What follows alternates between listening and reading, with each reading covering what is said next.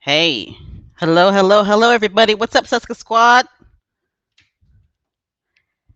How is everybody doing tonight?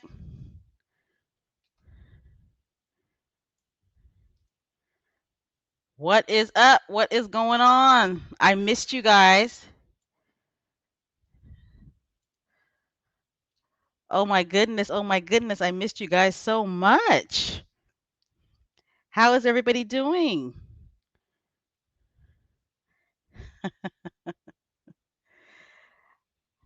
We are family, aren't we? I am so happy to be back so we can have our Friday night Success Talk nights, right? I am so sorry. I went on vacation. And then last Friday, an unexpected emergency came up. So I'm so sorry that we did not do the live podcast last Friday. But you know what? Tonight is going to be a good night because we have so much to talk about tonight, don't we? Thank you. I missed you guys too. I really did. I love doing these Success Talk live podcasts with you guys, the Success Squad, the Success family. So, welcome, everybody who is in the live chat.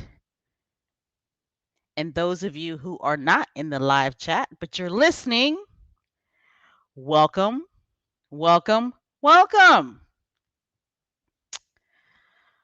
So, let me know where you're from. Let me know where you be. Let me know where you are at. We will wait for just a little while, just in case more squatties want to join us tonight. I am so happy that it is Friday. Whew. I am so happy it's Friday. I mean, it has been a long week. How about you guys? How was your week this week? For me, it was long. I mean, it was like extra long. Thank you. And I am glad to be back. For those of you who follow us on Twitter, I've been keeping tabs in regards to what's been going on in the world of success. And like I said, there has been a lot going on, right? A lot. So make sure that you get your adult beverages. It could be water, it could be tea, it could be, let's see, Diet Coke, Diet Pepsi, green tea, hot tea. What else? Maybe you're like me and like a little bit of Henny.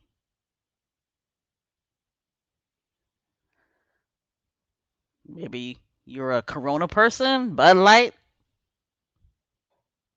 a glass of wine, maybe some champagne. Ah, so Success family, Success squad, we have a lot to talk about.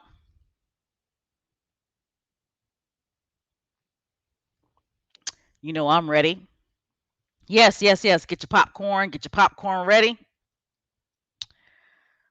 Yes, I did. I had a wonderful time on my vacation. I mean, I really did. And I think I'm going to take another one before school begins.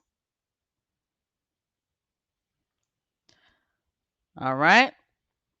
So let me know where you're from. Let me know where you're at. Let me know where you be, who you be. Nellie Dean, thank you so much for the donation. We here at Meghan, Duchess of Advocacy World Podcast. We appreciate it. Everything that you guys donate goes right back into this channel. Yes, indeed. Yes, indeed. Yes, indeed. Okay, I see somebody is from Atlanta, Georgia. Awesome. Florida is in the house. Thank you, thank you, thank you. It feels good to be back. It feels good.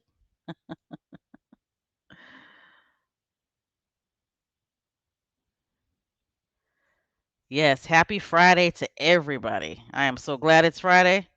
Woo! So glad it's Friday. I see the usual suspects are in the house.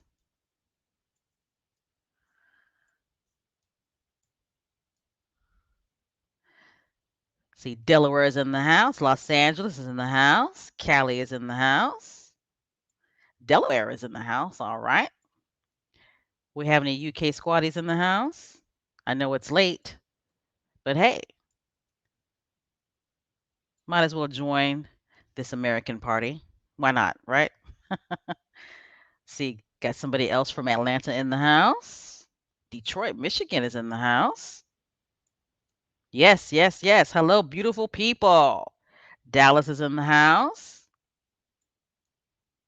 Yes, absolutely. Greetings to everybody. Lottie dottie, everybody. We got somebody else from Los Angeles in the house. Yes, Miss Susie Q. I see you got your Heineken. I'm drinking Corona. Corona Premier with some lemon. Yes, yes, yes. Lucy Wynn, absolutely. A lot has been going on Twitter, hasn't it? A lot. Woo. Lucy Wynn says, I agree with your tweet. We are unmatched and none of us wear tights. Boy, we're going to talk about that later on. Trust and believe. So if there's anybody in the Sextist squad that is wearing tights, get out. Get out right now. Get your tight wearing ass out of my live chat and off my channel.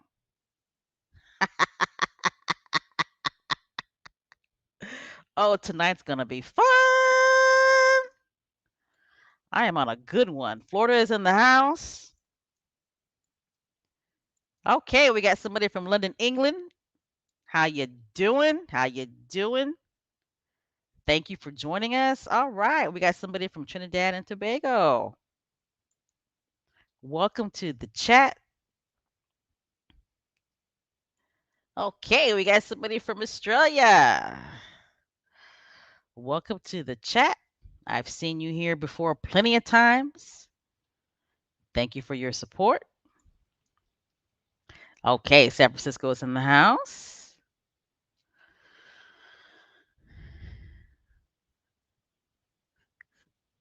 See, we got Texas in the house, Massachusetts, Denver, Colorado, somebody else from Atlanta, Georgia. You know, ATL is representing tonight. You go, ATL. We got somebody from Maryland. You know, that's one state I have not been to. I have got to get to Maryland. Houston, Texas in the house. All right, everybody, we're going to go ahead and get started because we have so much to talk about. So we need to get started early. First of all, I want to thank you guys for your support. I love you. I love you all. I love all of our subscribers, our channel members. Thank you, thank you, thank you for your support. If you are not a subscriber, please go ahead and hit the subscribe button, please. And everybody go ahead and hit the thumbs up button. Okay? Welcome, welcome, welcome to Meghan, Duchess of Advocacy World podcast on Friday nights. What we do here is we have Sussex Talk, where all of the squatties and all of the Sussex fans get together and we have a family chat. We have a family chat about our faves. Harry and Meghan, the Duke and Duchess of Sussex, Has and Megs, Archie and Lily Betts, mom and dad. Success Squad. We are a global squad. We are an international squad. We are wide on all sides of the globe, aren't we? We speak multi languages in this squad, bitch. Multi languages. We represent all corners of the globe. We have women in our squad and we have men in our squad. We represent all races and all different ethnic backgrounds and all different socio-economical backgrounds, don't we? We have school teachers up in this bitch. We've got lawyers. We've got stay-at-home moms. We have single fathers in the squad, don't we? We have people that work in the entertainment industry. We have people that are journalists in the squad, don't we? We have veterans in the squad, don't we? We have nurses and doctors in the squad, don't we? We have professors in the squad, don't we? I mean, we are unmatched, aren't we?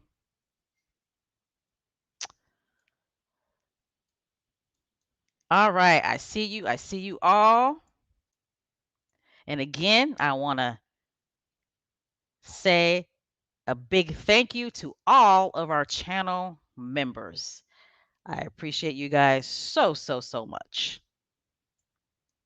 I appreciate your patience too, because it's not like I put out a lot of podcasts.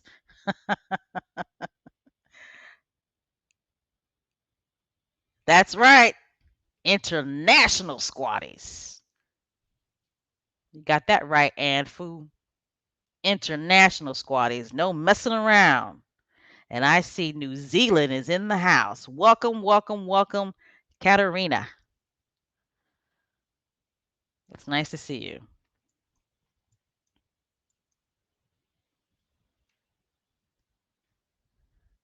Yes, we are. We are a melting pot. All right, let's go ahead and get started. You guys already know we gonna have some fun. Woo! King Harry. Look at him. Isn't he so cute? He is so cute. I just love me some Prince Harry. How about you guys? Don't you just love Prince Harry? I mean, this is a man that stays true to the game, doesn't he? He stays true to the game. There's no half stepping with Prince Harry. What you see is what you get.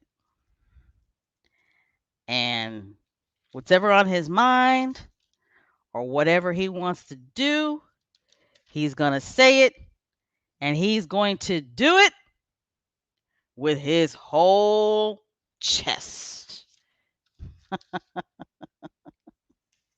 And we love him for it, don't we? Don't we? I mean, we love him for it, right? We love him for it. Yes, I agree with this comment. He's so quietly serious and strong. That's what Ben 10 Powell says. I agree with that comment. You know, he really is. He's a serious man and he's a strong man. But you know, at the end of the day, too, Prince Harry likes to have fun, right? He likes to have fun. He's very protective of his family. That's right. He's a real hero. Okay, did you guys you know what? Let me go ahead and fix up this channel real quick. Hold on, hold on, hold on. Let me get my stuff going here. Right? Let me get my get my backgrounds going on here. Let's see. Make sure I do this right. Want to get it right, don't we? There we go. There we go. There we go. All right.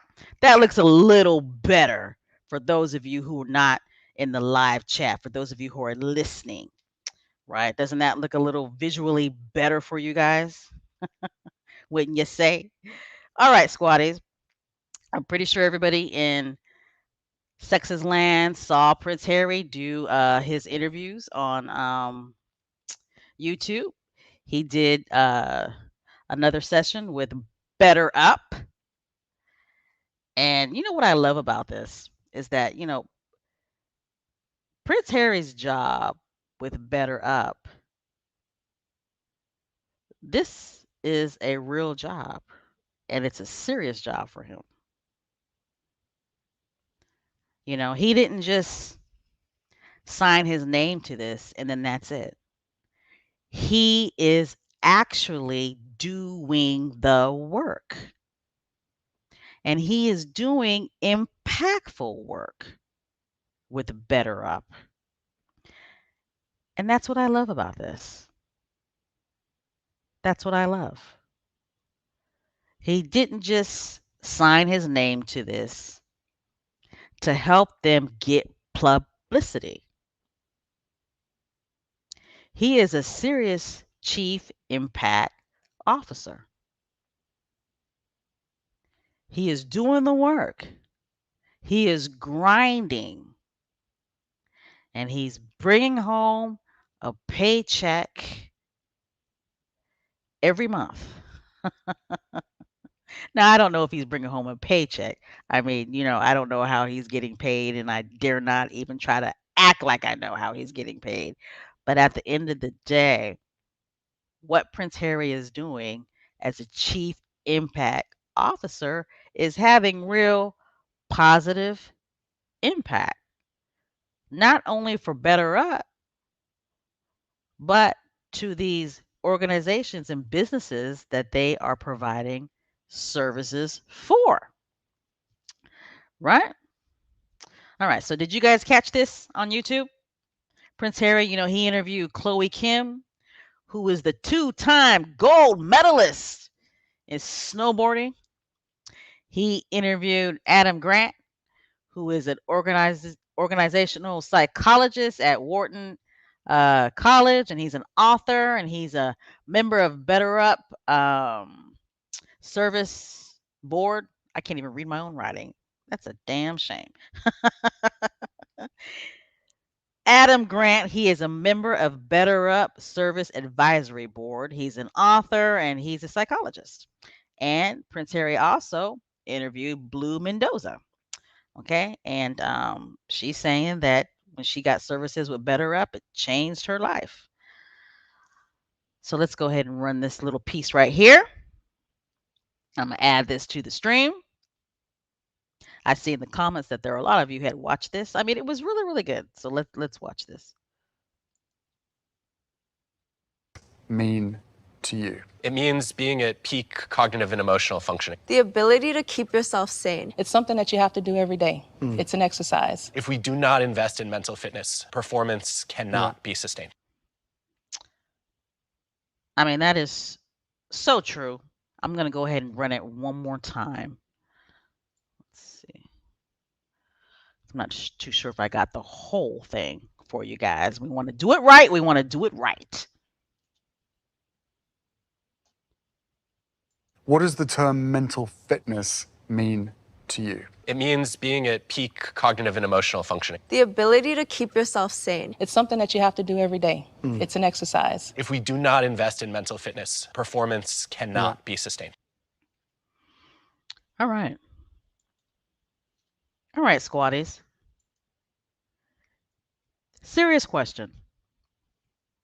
What does mental fitness mean to you? Has anybody ever asked you that question? What does mental fitness mean to you? That's a good question, and I asked myself that question after I watched the video. I was like, Special K, what does mental fitness mean to me? And to be honest, I had to pause. I had to take a pause. Success Squad. I had to take a pause. So let me know in the chat, what does mental fitness mean to you? It's a good question. And it makes you think. It makes you pause and think. So this is Adam Grant, right? He's a successful author and he's a psychologist and he's a member of BetterUp. He's on the service advisory board. And Adam said that he said something that I felt was very, very important, and it caught my attention. But he said this. This is from Adam Grant. He said this, beginning quote: "Everyone is aware if we don't take care of our bodies, right? We're all aware when we don't take care of our bodies. Then the functioning of our bodies is going to suffer." And he's right. We're all aware of that, right? We're all aware that if we do not take care of our bodies, then the functioning of our bodies is going to suffer. We all know this. People from all walks of life are aware of this. If we do not take care of our bodies, then our bodies are going to suffer. It's like, that's obvious. Okay. So then he goes on to say that I don't think we have the same awareness around mental fitness. If we do not invest in our mental fitness, your body cannot sustain. Your body can't function without your mind. Facts, right? Facts. We take care of our bodies. We go on diets, we exercise. If I sprain my ankle, I'm going to the doctor. If I break my arm, I'm going to the doctor, right? I'm going to take care of my arm. If I'm sick, real sick, then I'm going to the doctor. If one of my teeth hurt, I'm going to the dentist. But when we're not right mentally, when people are in a deep depression, when people know and accept the fact that something's not quite right with them mentally, we are not quick to go see a therapist to take care of our mental well-being. I mean, that's facts. Isn't that facts? Right? Isn't that facts? Let me go ahead and go into the chat because I did ask a question. What does mental fitness look like to you?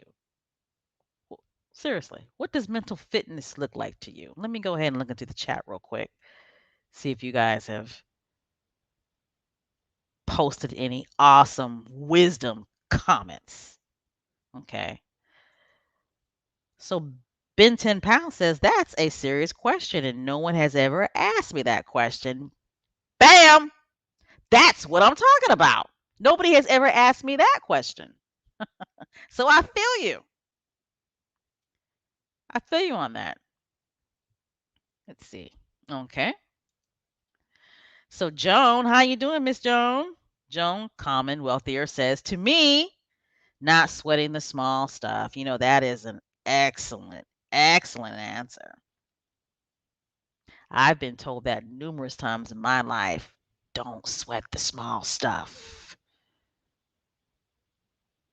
Don't sweat the small stuff. Right? Marshar says happiness and effective was of dealing with problems without getting depressed. Yes. Let's see. Lorna says, to me, mental fitness is when mind, body, and spirit are in total alignment. Yes, I agree with that. When your mind and your body and your spirit are in total alignment, it's about a balance, right? We need to be balanced because an athlete is quick to tell you that they can be 100% physically fit, but if their mind isn't right and if they're suffering from some type of mental health illness, such as depression, then they don't play right, they don't perform right. Okay, Adrian, how you doing, Adrian? Says thinking of positive thoughts, release the negative and leaving it behind. And being in this squad, that's not easy, is it? There are times being in this squad, this Sextist squad, sometimes it's hard to release the negativity and leaving it behind, isn't it? All right, great answers so far. Let's see. Part of my mental fitness is praying. I feel empty without it. Amen. Praying helps me too. And just saying a little quick prayer, you know, it could be 3 words. There have been times where I've just said, thank you, Jesus. Thank you. And I feel so much better. Elita says, I don't know. I need a coach. That's a good one.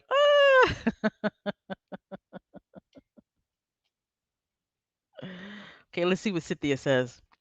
Mental fitness to me means that I have invested and acquired the necessary skills on which I can draw upon in the event something unforeseen happens in my life. Absolutely. Let's see. Black Queen, how are you doing? Black Queen says being able to wake up every day and face the madness and evil of this world, process that mess by exercising, spending time with family and friends, talk to a counselor. Yes, yes, yes. All those great. All those are great. Great, great, great. Let's see. Marjorie says mental health to me is finding my happy place after meditation and praying. Yes, and sometimes I do use meditation. I don't do it as much as I used to, and I think I need to get back to that. But I do meditate as well. Just taking 5 minutes out of the day to yourself, I mean, it works wonders. Just dedicating 5 minutes to yourself, nothing but peace and quiet. I'm telling you, it it it it it it it's awesome for me. It really is. All right. Thank you, squaddies. Moving on. Okay. This is Prince Harry talking to two-time gold medalist, um, ski snowboarder Chloe Kim. Here in America, she's very well known. For those of you who are into snowboarding, she won 2 gold medalists, and I saw it myself in real time during the Winter Olympics, and I was just so happy and I was so proud of her. This young lady is doing big, big things. Okay. So Prince Harry asked her, what does mental fitness mean to you? And she said the ability to keep yourself sane. I mean, that's powerful if you're really thinking about it.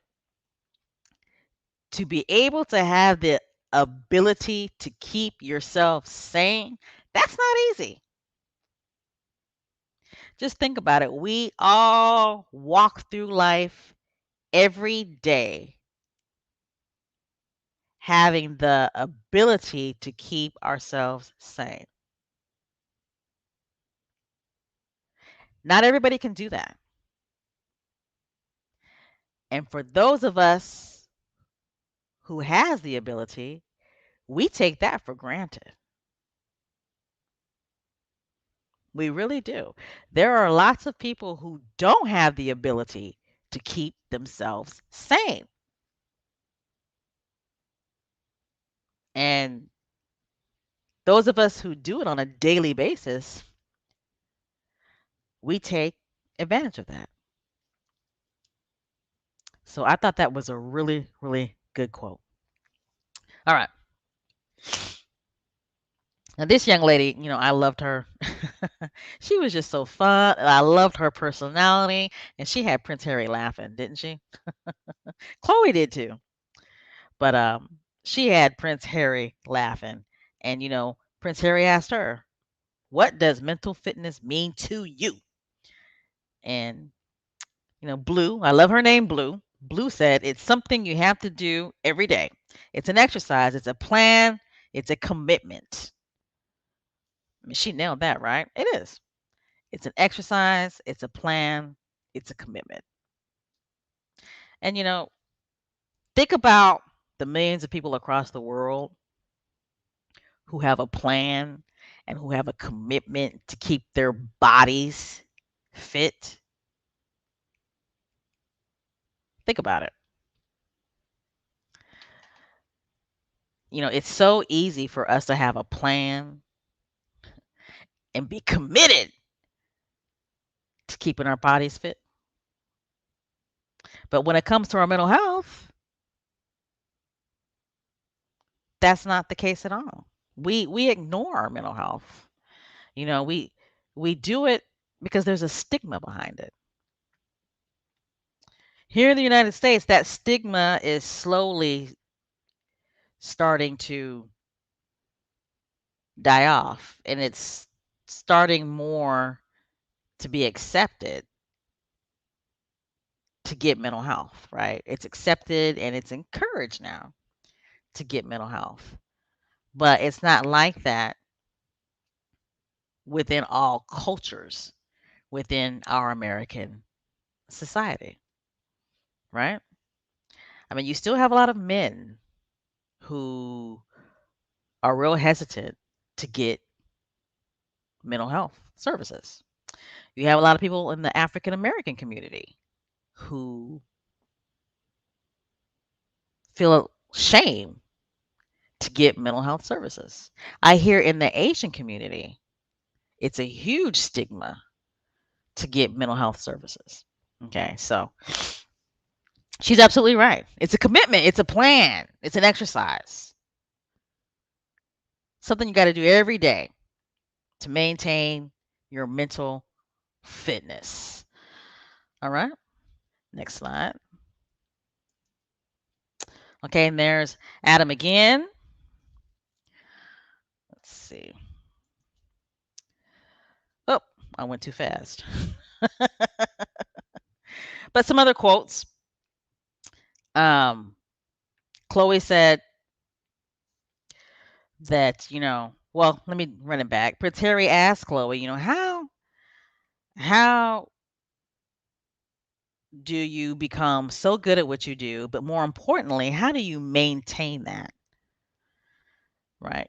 A lot of us have careers or we're into sports or whatever the case may be, and we're really good at what we do. You could be really good, in a hobby or at your job, just whatever. You guys understand what I'm saying. And you're really good at it, but how do you maintain that? And he's asking her, how do you maintain your success? How do you maintain being one of the best snow ski boarders in the world? He wants to know what her secret is, and she says that she has little reminders. She tells herself little reminders throughout the day, and she's working hard. And so Prince Harry asked Adam, who's on your screen right now, the same question, right? And Adam said what he does on his own in regards to having, proactive practices, he says, which I thought was a great answer, is that he has non-negotiable plans to where he works out 6 days a week. I couldn't do it. I mean, big ups to Adam, okay? Because working out 6 days a week would definitely be negotiable for me, right? How about you guys? I mean, that would be a negotiable practice for me. There's no way I could commit to working out 6 days a week. But the reason why it's non negotiable for him is because of the feedback that he gets from that, right? It's the positive impact that he gets from working out 6 days a week, right? He says that it frees his mind, um, it clears his mind, it makes him feel good mentally, and not only does it make him feel good mentally, but of course, he he's a very fit man. All right, and Blue said some of the practices that she does is that she journals. I'm pretty sure that there are a lot of people in the squad who journal daily. Okay. And she said that's what she does. She journals. She journals every day for about 15 minutes. Now, that's a practice that I've tried and it just doesn't work out for me. Like, I'll journal for like 3 months and then I won't journal for a month. And then I'll, start journaling again for 2 months and then I won't journal for 3 months. So, but at the end of the day, I usually end up going back to journaling because what I love about it is I'll read what I journaled about 4 months ago and I'll be like, wow, okay, I was at that place at that time, but I've resolved those issues and I've moved on. So that's one of the rewards that I get out of journaling. All right. So let's see. I can't even read my own writing. My God. Let's see. So Blue went on to say to Prince Harry that her coach gave her tools. Right? I thought this was very important. So listen up, listen very close. Blue said that her coach gave her tools in order not only to get through the day, not only just survive the day, but to love the day. And then Prince Harry added, thrive through the day. And she said, exactly. And then she said, wait a minute, like, how do you know? And they both looked at each other and they was just like, oh, okay, we have the same coach. I thought that was awesome when they said that. But I think that's very good. And I think it's very important. Okay. That is a good tool to have, right? A lot of us, when we wake up in the morning and we're like, oh, if I could just get through this day, right? If I could just survive this day, right? And she was saying that, her coach gave her the tools to don't just get through the day, don't just survive the day, love the day, right? Thrive through the day. I thought that was a good quote. And here's another good quote that Chloe said. She says, it's good to always acknowledge tomorrow, but also acknowledge the progress you made today. Isn't that awesome? I thought that was awesome. I thought that was an awesome quote. So, like I was saying, Prince Harry, he's doing big things, but he's doing important, impactful things that the universe can relate to. And that's what I love about this guy. So, If you haven't watched it, go ahead and go on YouTube and you can watch the whole interview. You can watch Prince Harry interviewing Blue, Chloe, and Adam. I think it was only like what, maybe 15 minutes, guys? I don't think it was any longer than 15 minutes. So big up to King Harry. I mean, he's doing impactful, positive things that we all can relate to. Wouldn't you agree? Yes, yes, yes. It was awesome, wasn't it? It was awesome. All right. We're going to go ahead and keep going, talking about King Harry. I mean, King Harry, he's just doing big things. He he really is big things. Yes, I'm not too sure how to say your name, but I'm going to go ahead and highlight this quote. It says, I love the conversation between them, the acknowledgement of survivors of endured hardship to overcome and uplift. Yeah, that's what I love too. It's something, when you talk about mental health and when you talk about mental health fitness, it's something that we can all relate to, isn't it? Because we all have our own trials and tribulations in our lives, right? Don't we? We all have our own trials and tribulations in our lives. There's ugliness that we deal with.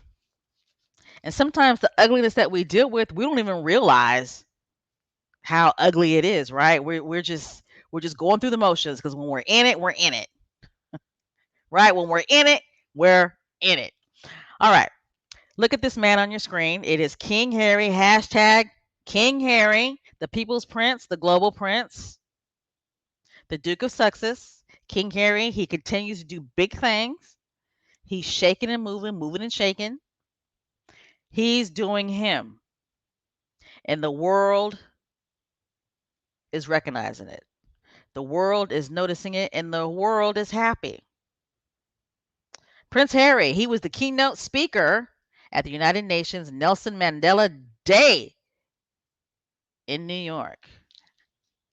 How many of you guys watch that? I'm pretty sure I'm pretty sure everybody in the Success Squad world watched it. I watched it. I watched the live feed of it, and boy, let me tell you, squatties were all up in them comments, weren't we? I just kind of sat back and didn't really comment too much. I think I said one or two or maybe three comments, but boy, the Sexo Squad represented in them comments, boy. Before I get started on Prince Harry, the mayor of New York, I thought his speech was really good. I don't know if anybody from New York is in the house and watched his speech, but I thought his speech was really good. And I did not realize how fit he is. He looks like he works out every day. Right? I mean, the mayor of New York, he looks like he works out every day. But I thought his speech was really, really good. I thought it was uplifting, and I thought he did a really, really good job. But back to our king, King Harry. And it cracks me up when the derangers get so mad when we call him King Harry. It's like they don't get it. They really are stuck in that royal bubble, right? Anybody can be a king. Any man can be a king, a man that is good-hearted, a man that wants to do good, a man that's all about service, a man that takes care of and protects his family is a king. I consider my grandfather a king, right? I consider one of my uncles a king. So it just cracks me up when they get so mad when we refer to Prince Harry as king. But anyway, King Harry, like I said, he was the keynote speaker at the United Nations Nelson Mandela Day. And Prince Harry, oh my goodness. Hand clap for Prince Harry. Everybody give Prince Harry a hand clap. right? His speech was uplifting, it was inspiring, and it honored the great Nelson Mandela, didn't it? It did. It was a really good speech. Now, some quotes that I got from Prince Harry's speech were, let's see. Legacy does not belong to the self. It belongs to those it impacts. Awesome quote. I'll read it one more time. Legacy does not belong to the self. It belongs to those it impacts. Another quote. Seek purpose greater than ourselves and get to work. I loved that quote. I wrote it down so quick, but then I saw it again on the internet and I was like, whew, I'm glad somebody heard it and felt it the way I did. I'll read it again. Seek purpose greater than ourselves and get to work. I loved it. Here's an important quote. And boy, this one caused me to pause. It really did. We can find meaning and purpose in the struggle. Woo! I need a drink. Susie Q, let's drink up. 1, 2, 3.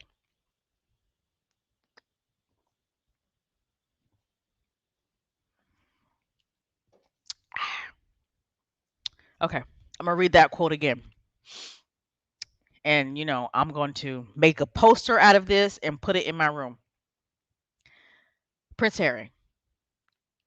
We can find meaning and purpose in the struggle. My God. I love that quote. I really do. Mm-mm-mm.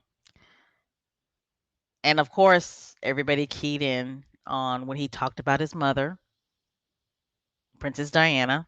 I teared up a little bit, just a little bit.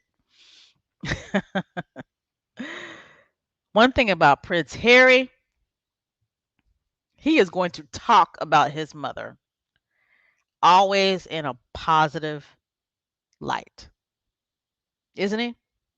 He is always going to showcase his mother on the world stage in a positive light.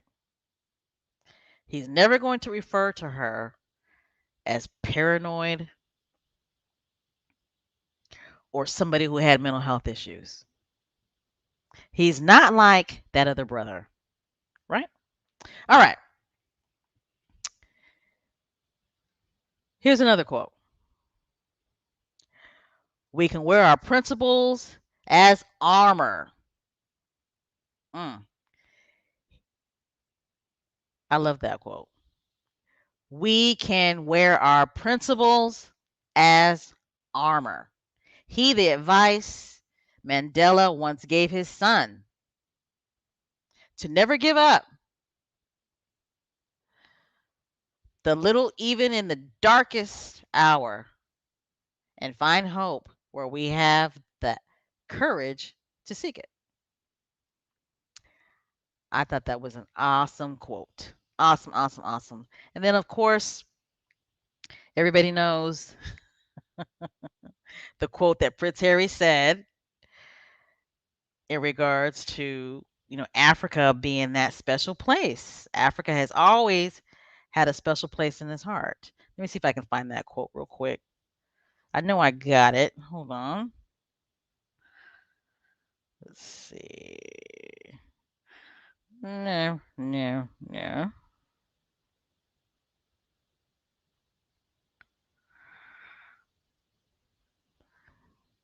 All right, here we go. Now, this is the quote where Prince Harry was talking about how special Africa is to him, and he mentions his wife, right?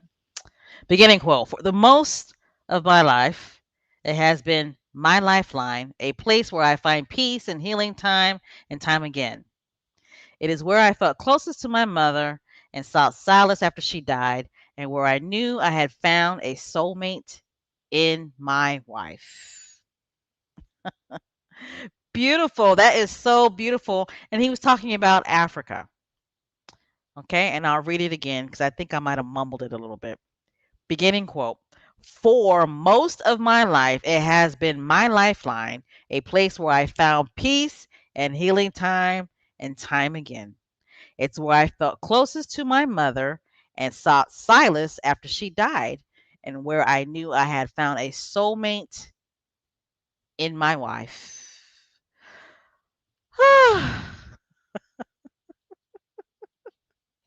It's like, right? I mean, this man has got such a big heart, doesn't he? He's got such a big heart. And there's Mandela with Princess Diana. Princess Diana was tall, right? Joe said you pulled in mumbles. Oh, we're gonna talk about her later. Anybody in the chat know how tall Princess Diana was? Because she's Mandela was tall, right? But Princess Diana is right up there with him. Now look, I just love this picture. I mean, Meghan, she was so proud of her husband, wasn't she? She was proud of her husband, sitting there upright, chest out, just proud of her man, doesn't she? She looks so proud of her man, and she is very proud of her man. What did Meghan say? The reporter said, "Meghan, are you proud of your husband?" And she turned around real quick. It was like, "I'm always proud of him." And she did not stutter, did she? She did not stutter. That reporter was brave. But you know, American reporters, they're going to yell out questions. "Meghan, are you proud of your husband?" Meghan, shriek, "I'm always proud of him." And then turns right back around. I loved it. But I love this picture right here. She's very proud of Prince Harry. She's looking at him and she's like, "Yes, that is my man. That is my man." Up there giving that great speech. My man. Mm.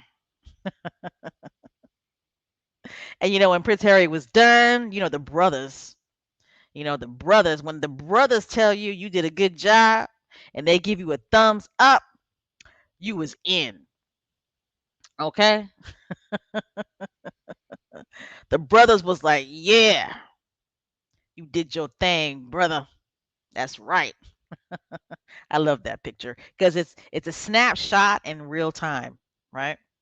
It's a snapshot in real time because they didn't really have to acknowledge him. They could have just let Prince Harry scoot on by and he could have just sat down. But no, this brother gave him a thumbs up and the other one shaking his hand. Okay. Prince Harry gave this keynote speech because he was invited to. He was asked to do it. All right. Love that picture. All right. And there's just more pictures I'm going to show you guys. This is afterwards. Meghan has got some long hair, doesn't she? She got some long hair, man. Man, that girl's got some long hair.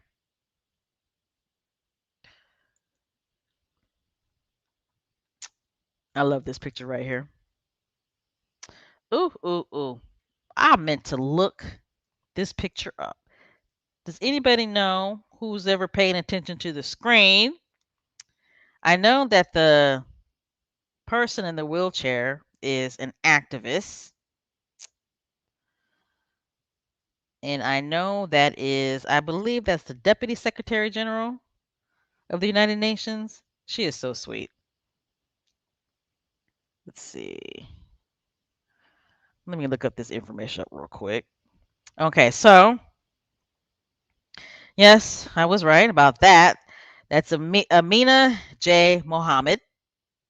that is standing up, that's got the head wrap. She is the Deputy Secretary General of the United Nations. And you could tell that she has a good relationship with Prince Harry and Meghan. You could tell, right? You could tell that she likes them and she respects them, and just a genuine um, respect that she has for them. But yes, in this picture, that is Amina J. Muhammad, and of course she was there, and she gave a speech, and her speech was really good. But I'm not too sure who the person is in the wheelchair, and I heard that they were an activist. If there's anybody in the chat who knows who that person is, please let me know in the chat. Um, see if I can pull it up real quick. Let me see. Pick up Prince Harry and Meghan.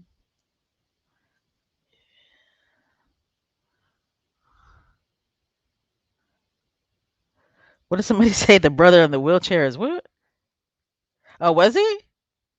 So he was at the Vax Live concert in New York City? Oh, okay. I didn't know that. I will look up his name later on because I don't want to hold you guys up too long. If there's anybody in the chat who knows who this person is in the wheelchair, I heard he's an activist. So I definitely want to make sure that I say his name before the live chat is over. Okay? Next slide. And there's Prince Harry and Meghan. They took a picture with over here is the mayor of New York. Very fit brother, right? He's very fit. And that's Amina. Amina just seems like she's got a sweetheart, right?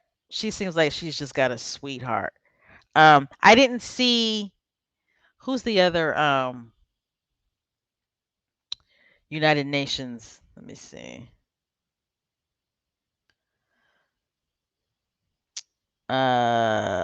Linda. No, I don't think she's with the United Nations, girl. Oh, yes, she is. I didn't see Ambassador Linda Thomas Greenfield there. Yeah, I didn't see her there. But that's a nice picture. And see, this is what the royal family is afraid of, right? Isn't this what the royal family is afraid of? And that's why all of those royal groupie psycho hacks are trashing Prince Harry's speech. That's why they're trashing his speech, because this Sextist squad is what they're afraid of. This is what they don't want. They don't want Prince Harry and Meghan interacting with dignitaries. They do not want Prince Harry and Meghan interacting and having relationships with people in powerful and influential positions. They do not want Prince Harry and Meghan to be invited to make speeches on the world stage. There was absolutely nothing wrong with Prince Harry's speech. His speech was a good speech. I mean, it was. I'm not just saying that because I'm a Prince Harry fan. I picked out quotes, and there's probably more quotes that I could pick out from his speech that were very impactful and true and factual. Okay. I don't know who the speechwriter was, but Prince Harry had to co-sign on it. Prince Harry, I'm pretty sure, gave the speechwriter ideas of what he wanted to say. Right? I mean, Prince Harry said the world is on fire. Is that a lie? Is that not true? Isn't this world on fire right now?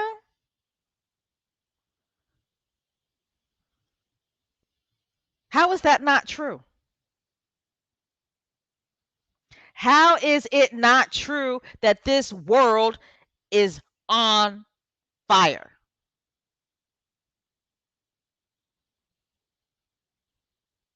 That is facts, people. If the other brother said it, you wouldn't have a problem with it. If corrupt Chuck said it, you wouldn't have a problem with it. This world is on fire, especially here in America. Has anybody been watching the January 6th committee on TV? This country was on the brink of destruction.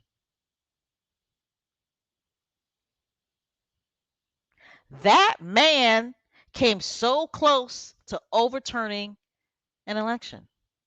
We were so close to losing democracy here in these United States of America. This world is on fire. Over here in the United States, they are trying to take our rights.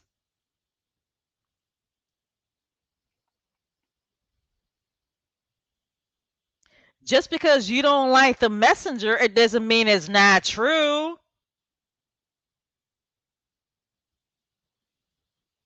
Right?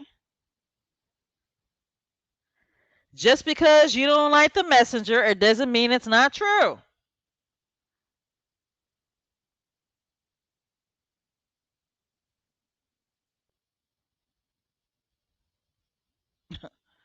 His speech was spot on.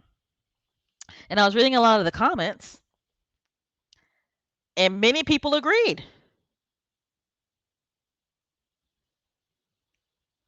It was only the Brexit people and, of course, the MAGA people who were pissed off at what he said.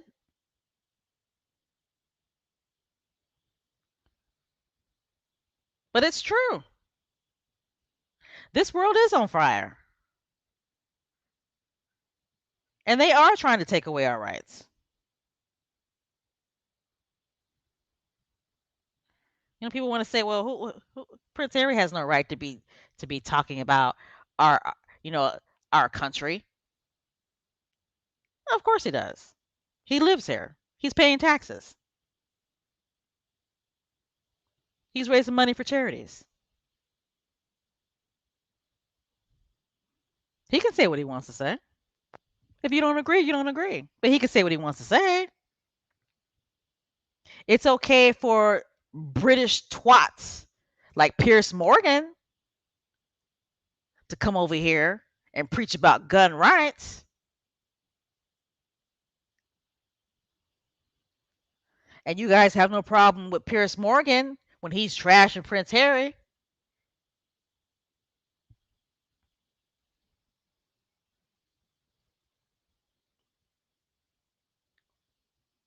Right? I'm trying to pull up what Prince Harry said about that really got people some people pissed off, and I'm talking about the right wing idiots.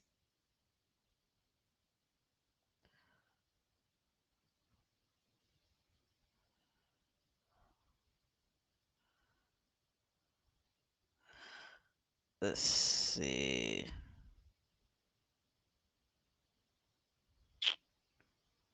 Okay, this is the quote that I love because it's true. It's true, it's facts, it's true, it's facts. Prince Harry says world democracy and freedom is under assault. I'm going to say it again. Prince Harry says in his speech, world democracy and freedom is under assault. Isn't there a mother freaking war going on in Ukraine?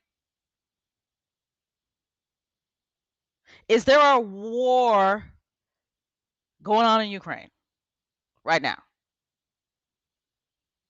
Isn't Russia trying to take over Ukraine right now as we speak? Isn't Russia bombing hospitals with pregnant women and babies inside? Isn't Russia bombing apartment buildings with civilians inside? But Prince Harry was wrong to say that the world is on fire.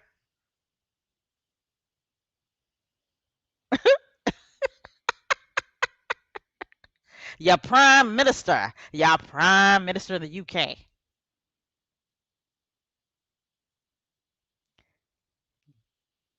One of the most, I can't even speak. One of the most corrupt prime ministers ever. And I don't want to speak too much about that because I'm not well versed in that and I don't live in the United Kingdom. But didn't your prime minister basically quit his job because he's corrupt?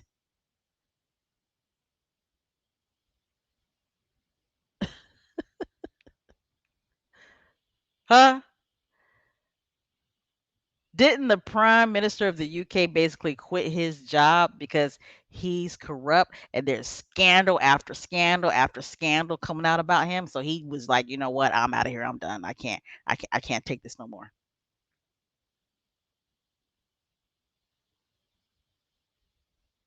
So again,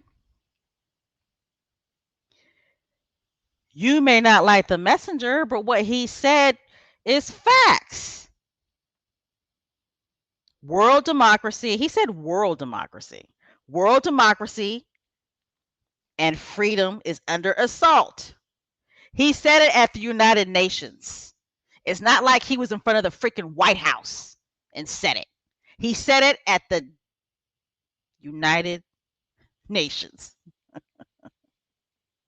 But you got right wing nuts that are pissed off that he said it. Well, you know what? You can be pissed off if you want to, but it is what it is. This world is on fire. Democracy, world democracy is under assault.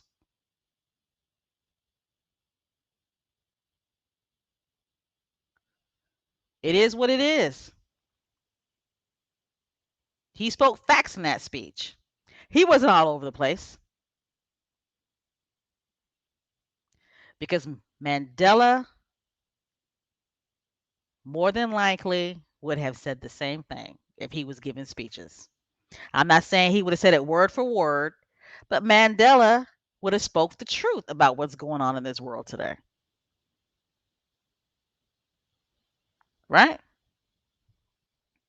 Okay, I see in the chat people are saying that the next day the UK was burning. That's what I heard. I heard the next day the UK was on fire.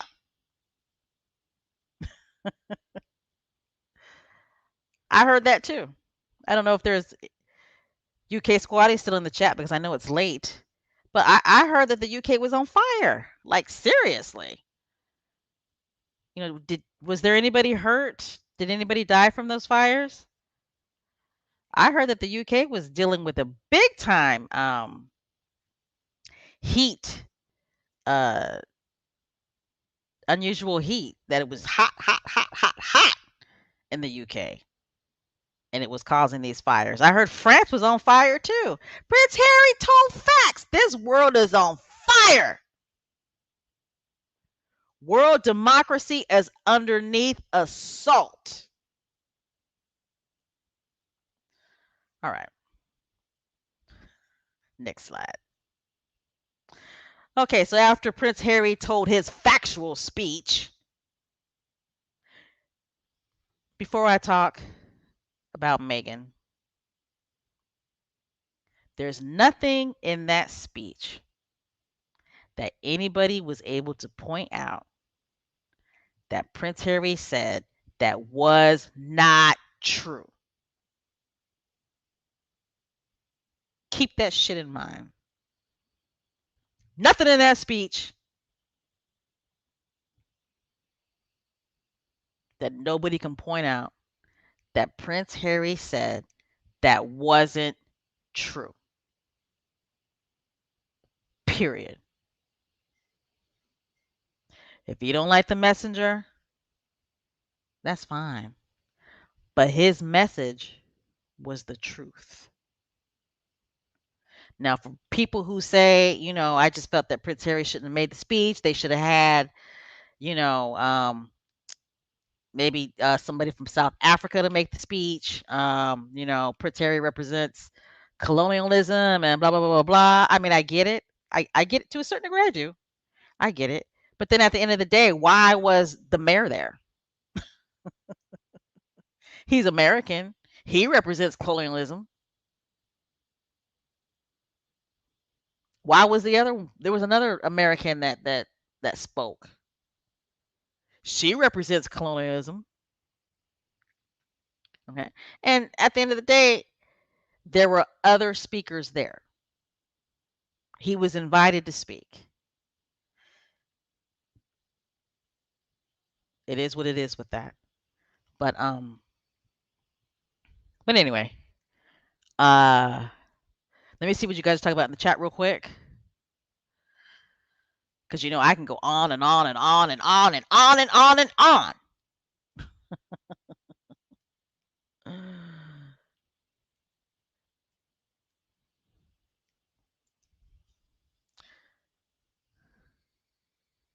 Anthony says the world is politically on fire, not just the USA. However, Harry was also referring to climate upsets. Yes, he was. You're absolutely right.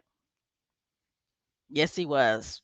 That's why I brought up the fires in the UK, and I'm telling you, France was on fire.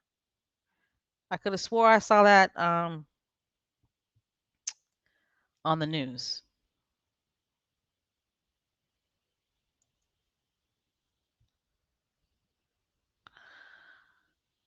The world is on fire, war, environment. There are fires in Europe, yeah, in the U.S. And that's basically what he was saying. This world is on fire. And when I say that, I'm talking about climate change. I'm probably not being clear. But it's true. This world is on fire. It's hot everywhere. It's hot, hot everywhere. This world is on fire in regards to climate change, and it's on fire in regards to politics. This world is on fire. Period.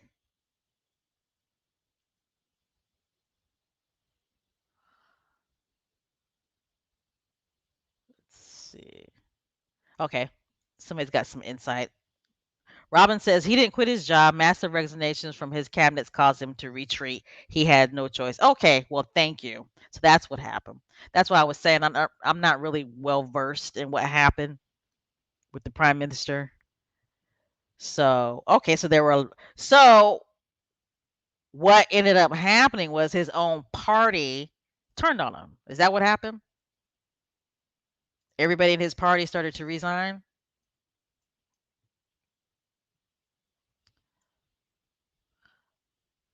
I wish that shit would happen here in the United States. You know what I'm saying? I wish all these Republicans would just turn on Trump. Let's see. Oh, there were fires in Spain? Oh my god. Okay, here we go. So Joan says France was on fire today. Yeah, I thought I saw that. It looked horrible. It really did. I was like, whew. Was there a fire in Spain? See, this world is on fire. That's biblical.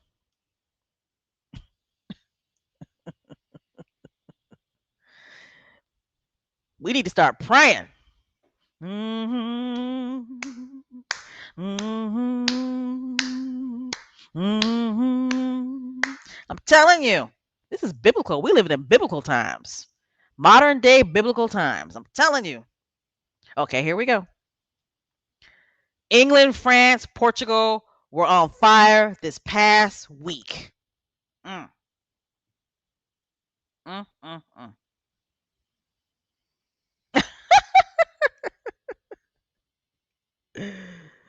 I gotta read this. I'm sorry, I don't know how to say your name, but This entire podcast is moisturizing my skin, uplifting the Success Soul, and feeding me that good oil. Bless hashtag Success Squad and winning. Amen.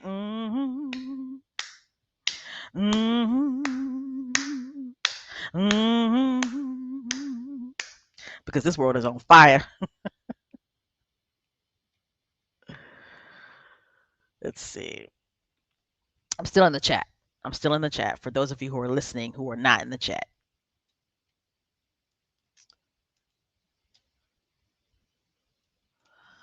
All right.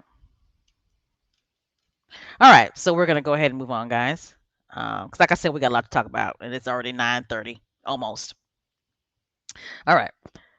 So now we're going to go ahead and talk about Meghan. But before we do, Miss Susie Q, thank you so much for the donation. And Susie Q says they are just jealous of Harry. It's more than that, girl. It's more than jealousy.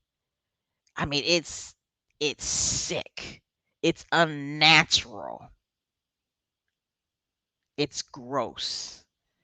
I mean, the way they are so invested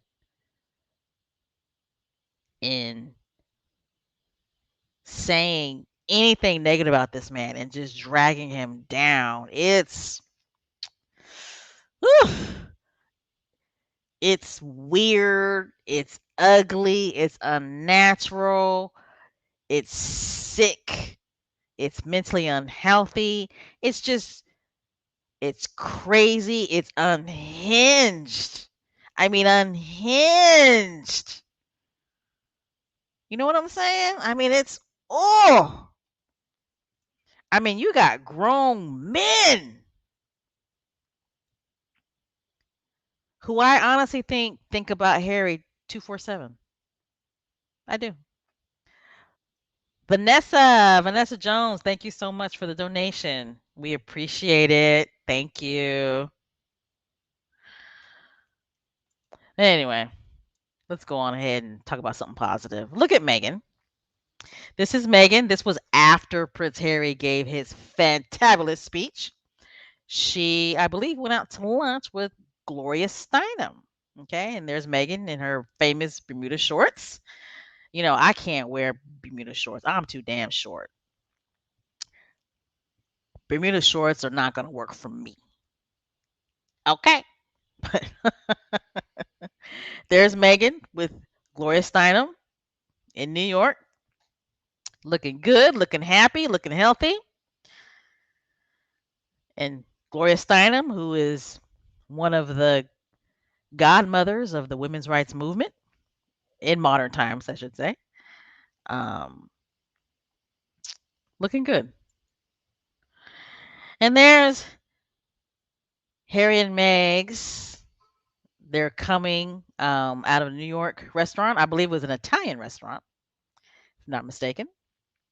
And they went out to dinner. They're just looking good, looking happy, healthy, and just doing their thing as husband and wife. And I just love this for them. I do. I just love this for them.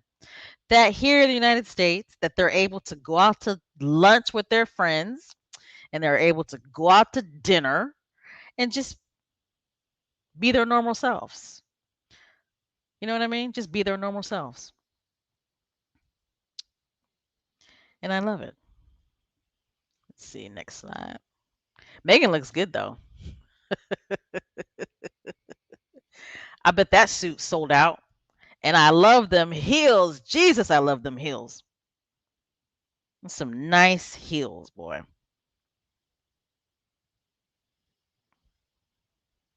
Oh my gosh, it's thundering.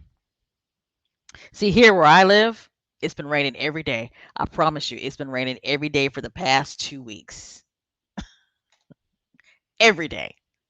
Killing my garden. Anthony, thank you so much for the donation. We appreciate it. Thank you, thank you, thank you. Yes, that jumpsuit is everything, right? I mean, it is. It really is. She can wear a jumpsuit. I noticed on Twitter, a lot of squatties were posting pictures of the many different times that Meghan has actually worn a jumpsuit. And she can wear a jumpsuit.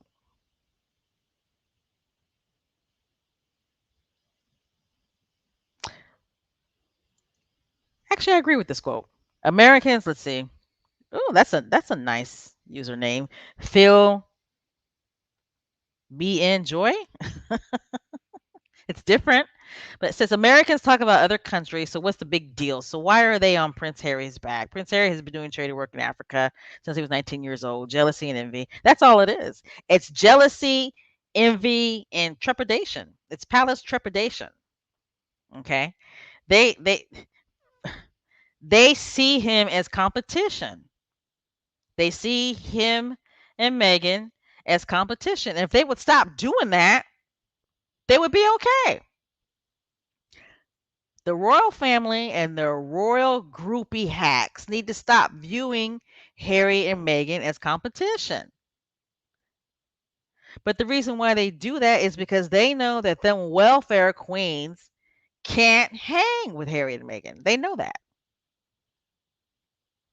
They can't stand on their own. They have to tear Harry and Meghan down in order for those welfare queens to shine. And it shouldn't be that way. But they see them as a threat.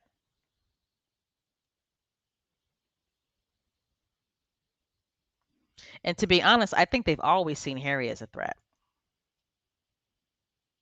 I do. I think William has always seen Harry as a threat. All right. All right. Now we're gonna get into the bullshit, I should say, right? We're gonna get into the bullshit. Um, I know many in Success Squad land know about that book, right? We all know about that book. And that book was serialized in one of them trash ass, or actually two trash ass British tabloids. Now, somebody told me that the Times used to be respectable. I said, really? Okay. Um, but Yuck Mouth's, because he looked like his breath stank. But Yuck Mouth's book was serialized, and I've heard since all the lies have come out about his book that they actually pulled it in the United States, Canada, and I think Australia. Now all of a sudden, it's not going to come out till what, November here in the United States, Canada, and Australia. Let me know if that's true in the chat, squaddies. But that's what I heard. I heard that it was pulled and it's not coming out till November. So, and what? He might as well just go on ahead and release the book, in my opinion, in all the countries, so he can get called out globally on his bullshit because he's already being called out globally with all the lies that have come out. And I'm just so it's so funny to me because they act like that this man was just so he's such a respectable investigative journalist, and you got people on Twitter calling out his lies. You even have people that are mentioned in the book by their name that are calling him out on his lies. Okay? So, anyway, Yuck Mouth, you guys know what I'm talking about. They serialized his book, and one of the revelations from his toilet bowl book was supposedly um now to bring it way back, everybody knows about the Vanity Fair article that Meghan did back in 2017. Okay. Why Yuck Mouth decided to focus on this interview, I have no idea. I, it's interesting to me why he decided to focus on that interview. Okay. But he did. And he supposedly interviewed Sam Kushner, the guy that interviewed Meghan for that article. Okay. And Yuck Mouth says in his book that allegedly Sam said that when he contacted Serena Williams, that Serena Williams said that her and Meghan were not friends, that they were just acquaintances. Okay, for more clarity, when Meghan did this article, well, I should say this interview, she gave Sam a list of her friends that he can contact. And one of them was Serena Williams, and the other one was, of course, was Jessica, right? Uh, and I forgot who the other friend was, right? I want to say it was, I think she's a clothes designer. Anyway, I should do more. I should do better when it comes to names, but you guys know what I'm talking about. She was the lady that designed the clothes for SmartWorks, Megan's SmartWorks project, and Megan went to her wedding.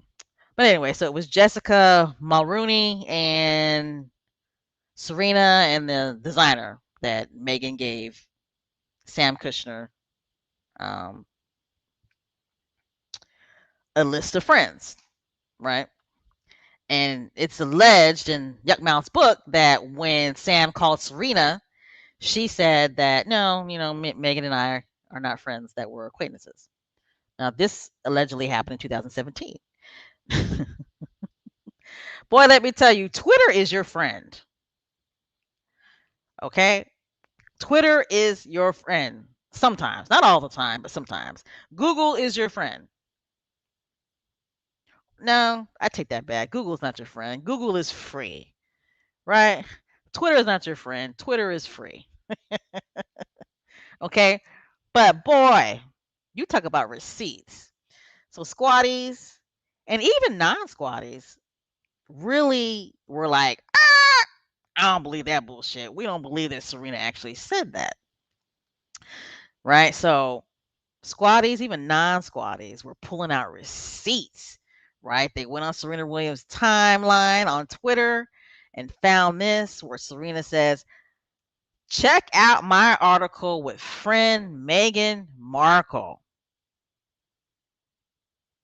Hmm. Now, this tweet went out in August of 2014, I believe. Apparently, Serena went um, on the TIG, went on Megan's the TIG. And I guess Megan interviewed her. Let me pull this up real quick because I can't see. Let me see.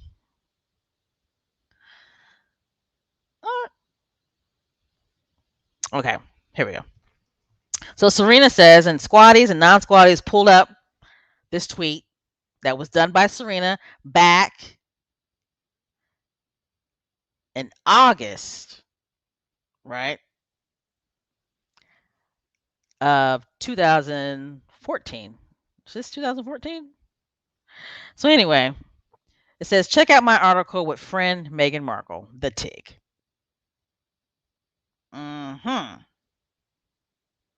Okay.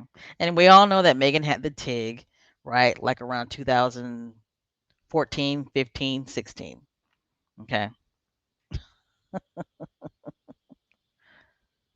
Okay, so the friend's name is it Nisha? The clothes designer? No, Misha. She's got an interesting name. Misha Nunu? Huh. I'm probably saying her last name wrong. Okay, this is another tweet that Squatties found. Okay, not just Squatties, but non-Squatties as well, because people just didn't buy the bullshit that Serena said something like that. And that last tweet that I was talking about, I cannot read, but it was August 23rd, 2014, when Serena put out a tweet and said, check out my article with my friend, Meghan Markle. That's when Serena was on the TIG. Okay. Another tweet. This is August 8th, 2015. Meghan Markle, so proud of you. Mm-hmm.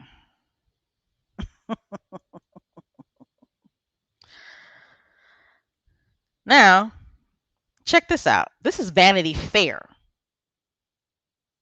Okay. This is an article. This stuff is so crazy. But this is an article that Vanity Fair did, okay, about Meghan Markle. Let me start saying Markle. Let me stop saying Markle. You know what? Let me go ahead and take a drink because I need to stop saying that horrific last name.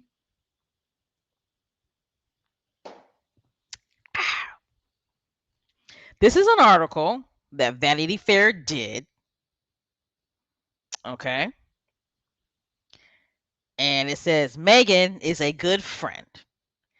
This was an article that Vanity Fair did about Serena talking about her good friend Meghan, which was 2019. Hmm.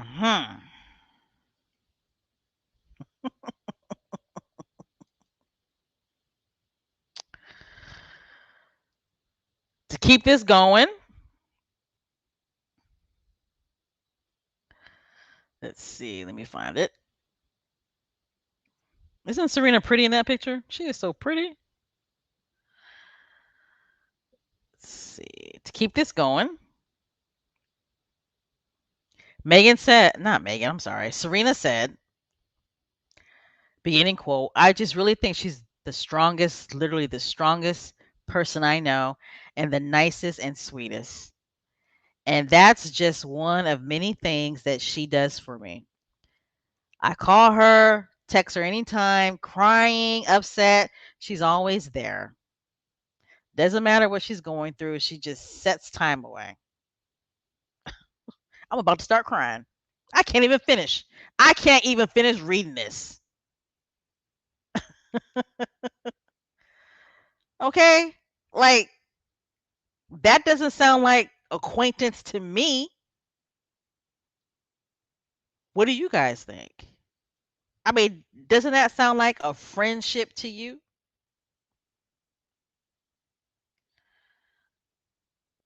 Right? Doesn't that sound like a friendship to you?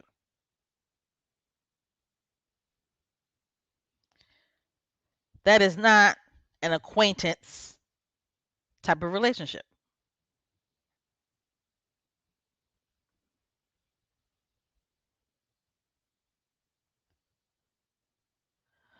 All right, I'll go ahead and finish reading it. I call her, text her anytime, crying, upset. She's always there. Doesn't matter what she's going through. She just sets time away. And she's just so amazing. I mean, that's a true friendship, right? And I know the story goes that they met in 2010, but they didn't become friends until 2014. Okay.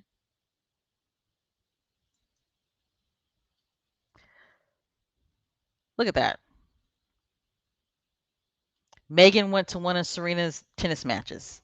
And I'm not talking about a tennis match from last year. I'm not even talking about a tennis match from 2 or 3 years ago. This picture was taken in 2014.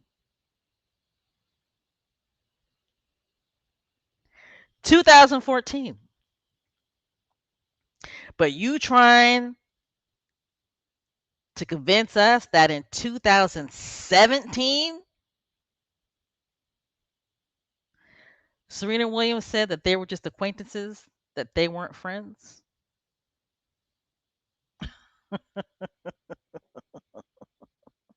Yuck Mouth, you was a clown. You is a clown. So, also, throughout that um book, Yuck Mouth says that this Sam guy, Sam Kushner, writer for Vanity Fair, who interviewed Meghan for her 2017 interview, excuse me, he said that, oh, I gotta pull this up because I gotta read it, Lord. But in the book, it said that that Meghan was upset about the title of the article. The title of the article was "What About Harry." She was upset because they didn't write about her activism, and they left the Procter and Gamble story out. And Yuckmouth said that according to Sam, that their fact checkers could not prove if the story was true. Now everybody in America and across the world done seen this commercial, right? Everybody in America and across the world has seen the Nick News commercial where Megan's a little girl. Well, she's not really a little girl, but she's a preteen, and her classmates, talk about how they did this class project where they had to sit down and watch these commercials, about gender roles and how did that make them feel. And Megan saw the Dawn soap dishwashing commercial, and it was all about women washing dishes, and she didn't like that, and she wrote this letter to Hillary Clinton, and it wasn't just Hillary Clinton. Um, it was Hillary Clinton and who else was it? Dang it! It was a whole bunch. It was Hillary Clinton, and it was that famous attorney. It was Hillary Clinton, um, Linda Ellerby, who actually was the host of Nick News. And Linda Ellerby, she is a serious journalist. Okay, Linda Ellerby is an American journalist that used to be a White House correspondent who worked for NBC News. Okay, but Megan wrote Hillary, she wrote Linda, and there was an attorney that she wrote to. This is the same attorney that represented uh the victim in the Prince Andrew scandal, right? Okay, I got her. So she wrote Gloria Allred. Many Americans know who she is. Hillary Clinton, Linda Ellerby, right? She wrote them this letter, and this, that, and the other. And she wrote Procter and Gamble, of course. And they changed the commercial. Instead of saying women all over the world, it says people all over the world, right? So anyway, I'm mumbling here. I don't know.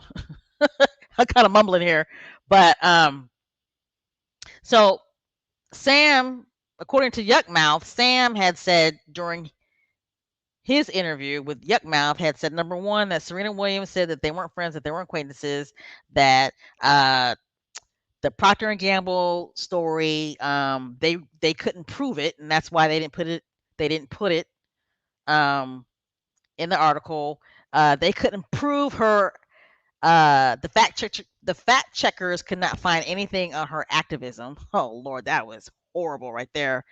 And what was the other lie? Um, oh, and that sperm donor said that he made everything up.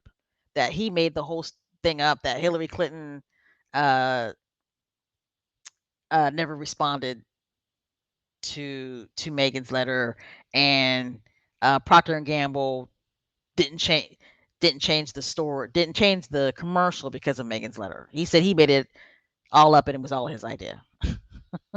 First of all, how are you going to believe a man who admits that he's done cocaine and he used to fly to Manila um, basically um, to be in the company of younger women. Like, how are you gonna believe a person like that? A person that lies all the time. That's your main source. But anyway. So there was that whole big shebang, right? And then um there was something in there about that, when Megan called up Sam, she was upset because the palace was was upset with her about this article that he wrote, and that Harry was all up in the article, and she was hysterical about that. And she told Sam that, she thought that they could be friends, but that can no longer happen. And that something about she liked his stutter. She liked the way he stuttered. Now, when I read that part, I thought, uh oh, he went too far. He went too far with that. When he mentioned the stutter, because Sam Kushner does not stutter. Okay. Sam Kushner does not stutter. Let me see if I can find the video of Sam. Let me see if I can find it. Hold on. He does not stutter. So when they said that, I thought, Yuck Mouth went too far. He went too far with the lies. Because Sam does not stutter. I've seen him in other things, and I've never noticed him stuttering. So here we go. She was incredibly welcoming. I mean, I got a hug immediately. Was that, when you're a little kid and your mom tells you you never get a second chance to make a first impression, your first impression of her was what? Well, that she had a genuine warmth, an unstressed elegance about her, which you pick up on right away, and that she's just an interesting and welcoming person. Okay, did you guys hear that? So Sam did this interview with Gail, I think before Harry and Meghan got married. Okay. And his interview, actually, you can look it up on YouTube, but I think it lasts like 5 or 6 minutes. But I'll play it one more time. But this is Sam Kushner, okay?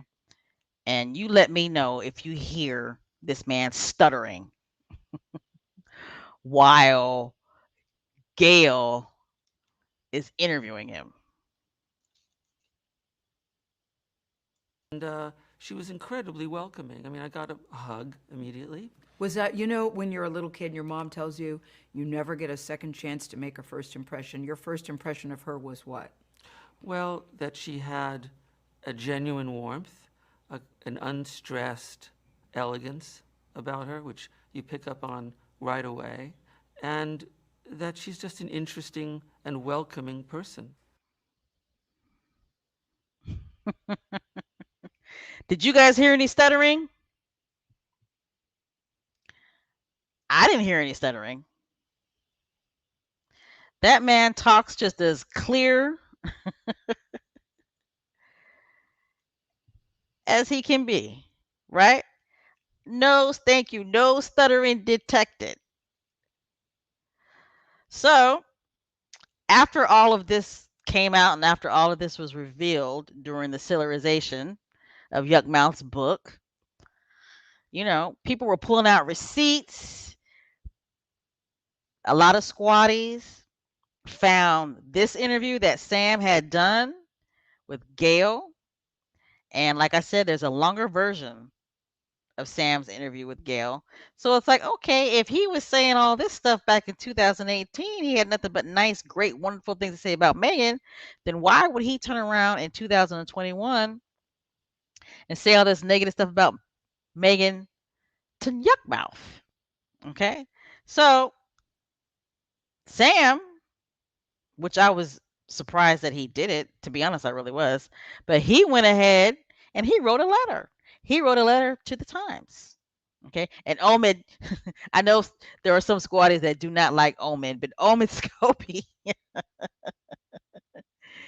he published the letter, well, I should say, posted the letter on his Twitter feed and was like, the New York Times buried this man's letter. But anyway, this is what Sam had to say. This is a response to Yuck Mouth's. Um, what Yuck Mouth wrote in his book about what Sam said about Meghan. Sam says to Yuck Mouth, "Sir, I'm afraid Tom Bower didn't convey my admiration and respect for Meghan in the excerpt from his new book in the Times on Sunday. I found Miss, I'm just going to say Sussex, to be exceptionally warm and gracious and admired her intelligence and her remarkable courage, as I still do."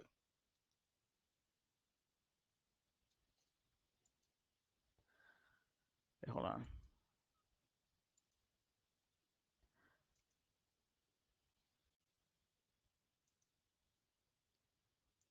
Oops, sorry guys. My Wi-Fi is acting funny. Lord, do not want to lose you guys because it's starting to storm here.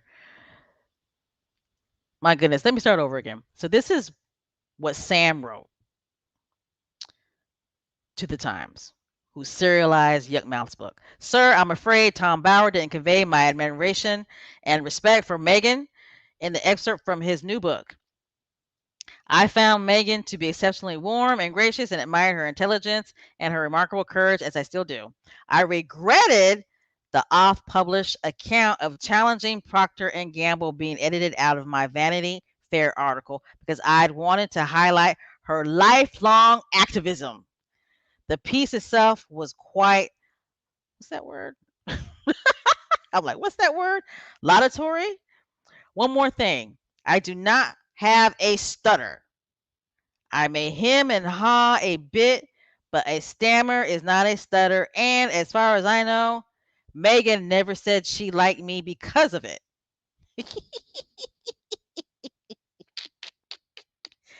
A belated congratulations to Prince Harry for taking such an extraordinary woman as his bride. Theirs is clearly a love match, so maybe we should stop piling on and let the couple live their life in peace. Sam Kashner, Williamsburg, Virginia." Damn, you talk about shots fired, right? You talk about shots fired. A belated congratulations to Prince Harry for taking such an extraordinary woman as his bride. Theirs is clearly a love match, so maybe we should stop piling on and let the couple live their life in peace. Woo! Shots fired. I mean, I got to give it up to Mr. Sam. I do. I loved it. I agree. I loved it. I got to give it up to him. Okay. He was like, "Oh no, I can't let this happen." You know, uh, I bet Yuck Mouth, I bet Yuck Mouth pissed his pants when he found out that Sam wrote that letter. So, like I was saying, Yuck Mouth's book. I mean, it's bowel movements. His book is about to be toilet flushed, right? Toilet flushed. And I'm pointing this stuff out right here in the slides. What's so mind-boggling is the fact that you're trying to say that Vanity Fair's fact checkers back in 2017 could not find any evidence of Meghan's activism, but yet Vanity Fair in what is this, like 2019, wrote an article about it. What the hell? So what happened? If the fact checkers back in 2017 couldn't find no proof of the Procter and Gamble incident in regards to what happened with Procter and Gamble, and if they couldn't find any evidence of Meghan's activism back in 2017, well, why were they writing articles about it in 2019? right? This is an article right here. This is 2019, right? They actually have that she was protesting the Gulf War at age 10. But back in 2007, what happened? What did they do? Fire all the fact checkers in 2017? And hire new ones that knew how to do their jobs, that knew how to fact check? Like, really? Woo, it is raining. Woo.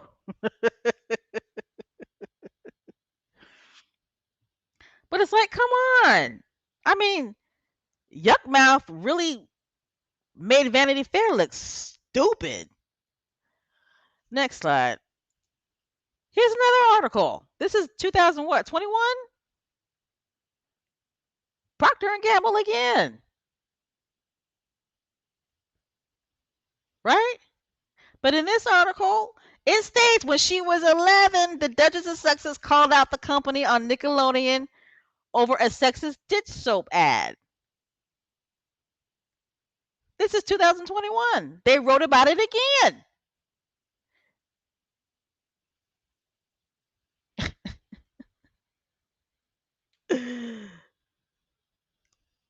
Okay. Like, really? Really? And I can't believe Yuck Mouth brought innocent Emma Watson in this foolery. I can't believe it. He actually has in his book that Emma Watson refused to meet Meghan. That she refused to meet her. But Emma Watson was gangster with it, right? I mean, she was gangster with it. Hand clap for Emma Watson.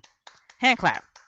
Hand clap. What does Emma Watson do? I guess she got word, right, that her name was being used to abuse Meghan and make her seem like a liar. So Emma Watson, her I'm not too sure if she was the one that actually put this tweet out, but it says Emma Watson updates. So more than likely, it's probably a fan page that put this tweet out. But it says Emma Watson refuses to meet Meghan Markle at 2015 Women's Day event, as shown by photo of them together at said event.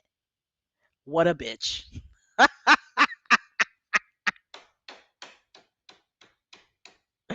Oh my God. I mean, I thought that was a classic, like, what's the word I'm looking for? That was a classic, like, bass in your face. Like, whoa.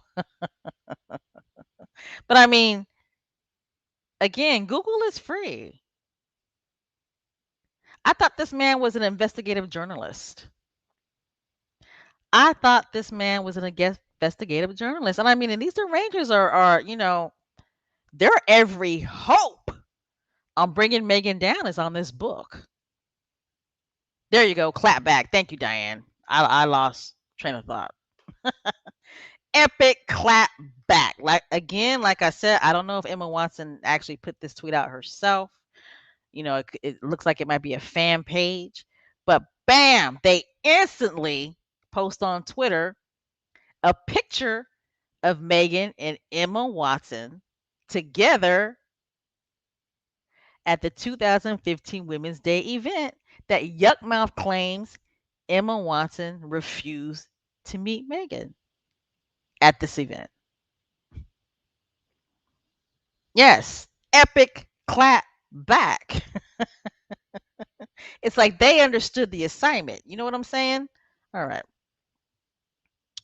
So, the Serena Williams lie didn't work, right? The Emma Watson lie didn't work, right? The Procter and Gamble lie didn't work, right? Her not her, but Meghan, not having any activism before she met Prince Harry, lie, right? So what does Yuck Mouth do? What does Yuck Mouth do? They released this story about Prince Harry's friends calling him nuts for dating Meghan. This right here, this is what's going to do it. This is what's going to make her look horrible, right? His own friends said Harry was nuts for dating her, right? This is what's going to get her. I mean, them the Rangers were fired up. They were laughing. They thought, oh, yeah, this is going to get Meghan, right? And then when people actually read what the whole situation was, then people were like, wait a minute, hold on, wait a minute, hold on a Sam hell minute. Okay. Now, to ring this back, supposedly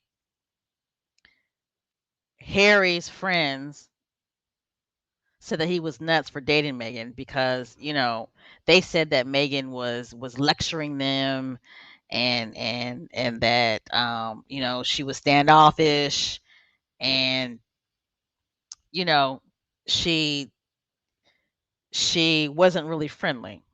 Okay. But then when people actually read what Yuck Mouth wrote, then people were like, wait a minute. Wait a doggone minute. So the whole story is that supposedly, and I'm even hearing that this isn't true, but supposedly Harry had some type of hunting get get together with 15 of his friends, which I found that to be odd because why would you introduce your girlfriend to 15 people at the same time? But maybe it was, like a party situation. I don't know. But allegedly, Harry had this hunting. Um, Everybody went to, I want to say it was Windsor Castle, right? Where they all got together and they went hunting, right? They probably went pheasant hunting, right? And Harry took that opportunity to go ahead and introduce Meghan to his friends. So apparently during this outing, we come to find out that, Harry's friends were making jokes. They were making jokes about sexism, feminism, and transgender people. And, you know, they claim that Meghan challenged all the guests during this conversation. Okay. And they're also claiming that Meghan reprimanded Harry's friends, this, that, and the other, which I don't believe. But like everybody was saying, right? Why do they think that that makes Meghan look bad? These grown men are making sexist jokes, talking about feminism and transgender issues,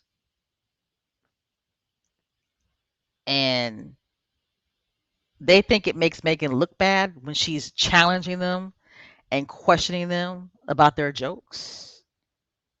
Like, really? I mean, to be honest, I'm not even too sure if this story is true. I really honestly don't. Because to me, the setup is weird. It's just weird that Harry would have 15 or 16 of his friends go to, I don't think this happened at Windsor Castle. Probably, what would it be? Would it be Balmoral? Did it happen there? Those of you who know in the chat, let me know. Was it Balmoral or was it one of them castles, right? One of them castles, they had this hunting adventure. And it's just hard for me to believe that, first of all, that Harry would have Meghan meet all of his friends while they're hunting, right? That just seemed a little off to me. Okay.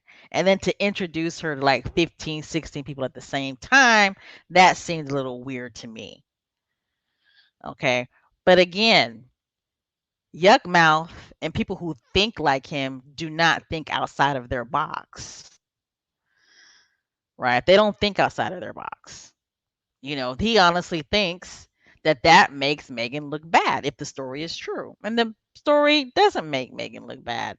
And squatties were not the only ones who realized that. You had a lot of non-squatties that were like, you know what? I don't think she did anything wrong. Good for her for challenging Harry's friends and questioning them about their beliefs in regards to sexism, feminism, and transgender issues. Okay, it's all about the woke culture, right? They're constantly trying to beat Harry and Meghan over the head in regards to the woke culture. Okay, thank you. I just don't see Harry inviting Meghan to a hunting trip. I just don't. I don't. So that's why I think the whole story is probably a lie. Where okay, I'm for those of you who are listening and not in the chat, I'm reading comments in the chat. Okay, so it was a shooting party. Oh, let me highlight this. So it was a shooting party. Okay. Who has shooting parties though? That's why this story is just hard for me to believe. Like people just go hunting, right? The bros, the dudes, the men, they just go hunting.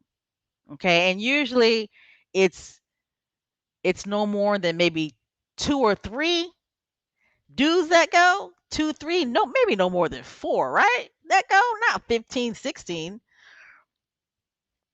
Okay, see, yeah, see, people are saying that they don't believe the story. I don't believe the story either. Okay, here's a really good point. Very good point. That's why I love having these family success chats because squatties are on it. Okay, so Robin says, I don't believe the story. Was she the only woman there? Transgender was not a word topic in 2016. Very good observation.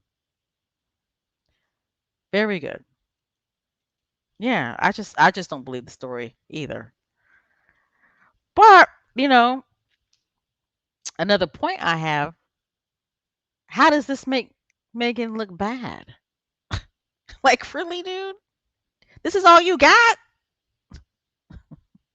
This is all you got. You made this story up out your ass, and the end result is that for the most part, most people think if I was Megan, I would have done the same thing. Like, I'm a woman. How in the world you gonna make sexist jokes about women in front of me? Right? All right, next slide. So I brought up this headline because I just thought that Yahoo nailed it, right? Because let's go back to the other headline, right? The other headline is Prince Harry's friends claim, well, I'm sorry, Prince Harry's friends called him nuts for dating Meghan, right? But Yahoo was like, oh no, Yahoo's headline was totally different, right? Yahoo's like Prince Harry's friends reportedly questioned his decision to date Meghan Well, I do not want to say that last name. Oh Jesus, no! I gotta take another drink. I can't. I can't. That last name, I can't with that last name. Prince Harry's friends reportedly questioned his decision to date Meghan after she challenged their jokes about sexism, feminism, and transgender. Right? See, Yahoo, they understood the assignment. Right? Isn't that a better headline? I just love that headline. I love it when newspapers or websites get the headlines right. Okay, I just love it. All right, next slide.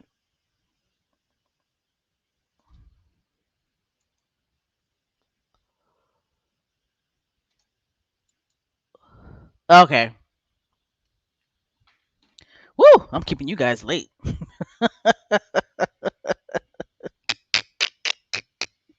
All right, we're gonna go ahead and continue on with the dumb bullshit.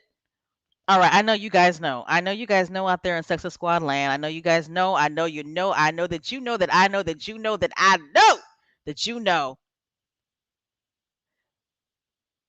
that Yuck Mouth, I mean, he is really playing his cards. Okay. The story about the friends and Meghan questioning Harry's friends about them making jokes about sexism and feminism and transgender people. So that didn't work. So bam, he pulls the Meghan made Kate cry story out of his ass. Right. So now he really knows the truth about what happened in the whole Meghan made Kate cry story. I mean, he says, Meghan really did make Kate cry. I am so sick and tired of this bullshit ass story. I mean, it's like, damn, you know what? Leave Meghan alone. Leave Meghan alone about this story. Okay? Meghan did not make Kate cry. You know what? You know what? Bitch, I made Kate cry. Okay? Me, Special K. It was me. I made Kate cry. I made that bitch cry. All right? It's like, damn. How many versions of this story are they going to have? I mean, this shit is ridiculous. It's past ridiculous. But anyway, let me move on. So, he says that Meghan really did make Kate cry, and it was about the little bridesmaids and da da da da da, and that poor Duchess Kate, she burst into tears, and this is what I can't stand about this man. Somebody really needs to kick his ass, and I'm serious, because he's brought children into this now. Like, I mean, it was about the bridesmaids' dresses, but he's making it more about the kids, right? So he's saying, basically accusing Meghan and Jessica of ganging up on Kate and her child, right? Saying that, Meghan compared Charlotte to Jessica's daughter and all this stuff, right? And that's what made Kate cry. Okay, that's what made her burst out into tears. Okay, that Meghan and Jessica basically was ganging up on Kate, and Meghan was comparing the kids, and Kate really wanted the kids to wear tights, and Meghan was like, "No, no, I don't want the kids to wear tights because it's gonna be hot." And that's what made Kate burst into tears.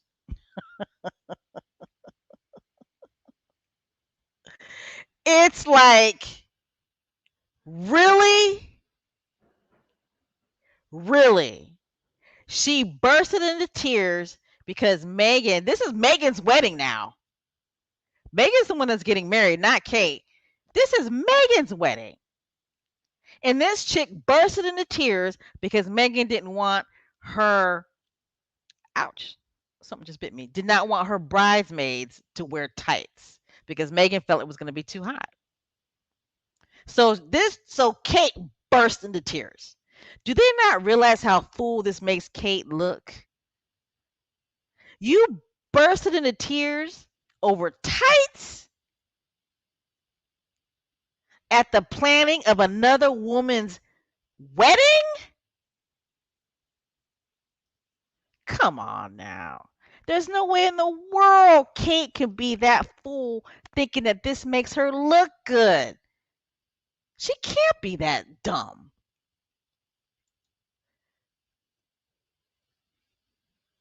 She can't be. I just,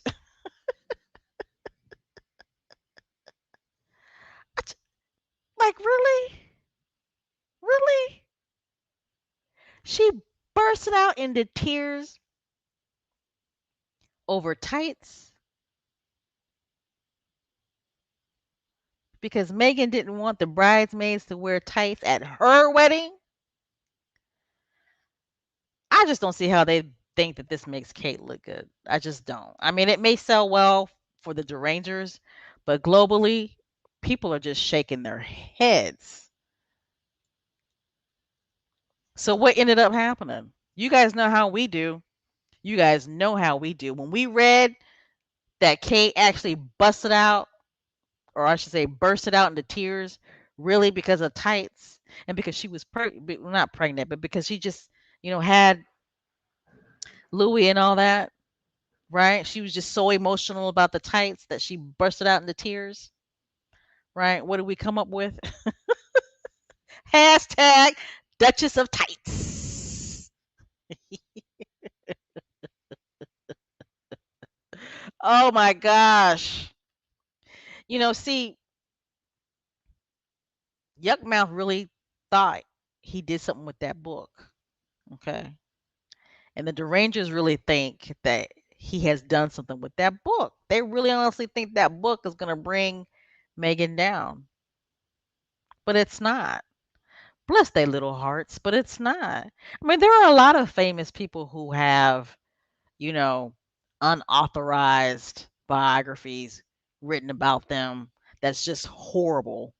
And those people continue on. They move on. They move on with their careers and they move on with their lives. There's a lot of famous people that have had unauthorized biographies written about them, and they keep it pushing, they keep it moving. But this unauthorized biography is just like somebody said on Twitter, it's a comic strip. I mean, it really, really is.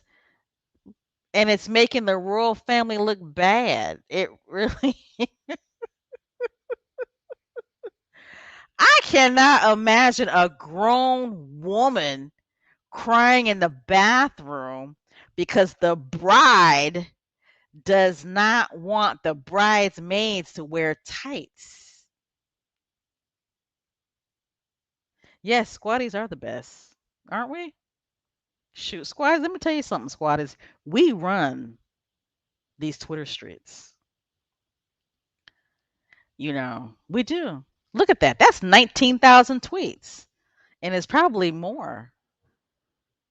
It's probably more. They thought that they was doing something with that funky ass hashtag that they had about Megan. We squashed that shit, didn't we? We squashed that shit right into the ground. Now they're trying to say that it's just a whole bunch of bots doing Duchess of Tights, but no, it's not a whole bunch of bots. Mm-mm. It's real people. But anyway, I just don't see how they think that this makes the royal family look good and why they think this book is going to bring Harry and Meghan down. Okay. It's a sad state of affairs when you have a grown ass woman crying at the bride's wedding planning because she wanted the bridesmaids to wear tights. That doesn't look good. That's not a look good. That's not a look good. That's not a good look. It's not a good look when you got a queen whose husband just died and all she's thinking about is Meghan. Thanking God that Megan's not coming when she should be thinking about her husband who just died that she's been married to for 73 years. It's not a good look. That's just not a good look. And the palace, they're trying really hard to deny that story. But then you got dumbasses like Broke Busted Becky who will say, well, yeah, there might be some truth to that story. I just don't understand what makes these royal road reporters think that they speak for the queen. That's just odd to me. But anyway, if the queen's not forcefully shutting that story down, then maybe it's true. Who knows? But I'm just saying it's not a good look. If anything, I think this book is going to bring the royal family down a little bit because people are laughing at them. That's what they don't seem to understand. A lot of people around the world are laughing at them. You have a lot of people in this world who are married, who have been married, who have planned their weddings, gone through the drama of planning their weddings. You can't tell me a married woman who went through the treacherous task of planning her wedding wouldn't have slapped the shit out of another woman who busted out crying because she wanted the little kid bridesmaids to wear tights. You can't you, you can't tell me that. Not no black woman. I mean, let me tell you something. Megan, she has a lot of poise and grace. Because I would have told Kate to get the hell out. I'd have been like, get out. Get out. I'd be like, get out. Over here crying over some damn tights. Anyway, Duchess of Tights. I hope she's still not crying. And that's all I got to say about that. More lies about Yuck Mouth's book. Okay. Christine, I think it's Meinzer. Christine Meinzer. She's on social media a lot, and she's what, is she a journalist? Yeah, I guess she's an entertainment journalist, right? But she does a lot of commentary on royals here in the United States, and she's usually very objective when it comes to the Sextist. But check this out. So she finds out in Yuck Mouth's book, right, that he claims that she is friends with Meghan and that she uses the pronouns he, she.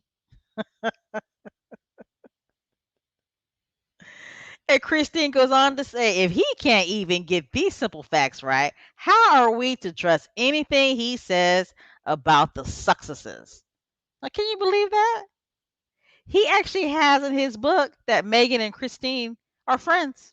Yeah, they're friends. Yeah. Alrighty then. Yeah, they're friends. Okay. I'm not gonna get into too de- too detailed about this, but Anna, she's a uh, well-known squatty. I believe she's from Australia, if I'm not mistaken. But she pointed out that another squatty that goes by the gold standard noticed in Yuck Mouth's book that he is just copying and pasting. He's copying and pasting. He's copying old interviews and he's pasting them and not rewording them, but he's pasting them, giving them the appearance like the interviews are current, if that makes any sense. So, I mean, this man is copying and pasting old interviews or old things that Harry has said or that Meghan has said, and he's presenting those quotes like what they said was real recent. So, I mean, this man is a bona fide liar. All right. All right. So, we're going to go ahead and end this podcast with something positive, right? Something positive. Prince Harry, he wins legal right to challenge removal of his UK government security. I mean, he just keeps winning, doesn't he? Doesn't Prince Harry just keep on winning? So, guys, that means that he won, you know, the legal right to go ahead and have this court case challenging the UK's government removing his security. Okay, he's saying that they were not being consistent, and he wants to know why did they remove his government security and how come he cannot pay for it, because he's saying that when he came out for his grandfather's funeral he was allowed to have security, right? And then when he came out for the unveiling of his mother's statue, um, they didn't provide the security. Somebody pointed out on Twitter that Nicki Minaj was in the UK recently and government security was provided for her. Bloop! There he is again, CNN. And there he is, King Harry. King Harry. All right. I love this man. Um, we all support him, and he's going to continue to do what he wants to do in regards to his platform. And we all know what his platform is. Isn't that obvious? Supporting veterans in the military, mental health, right? That's his platform. Supporting veterans, the military, mental health. Act like you know.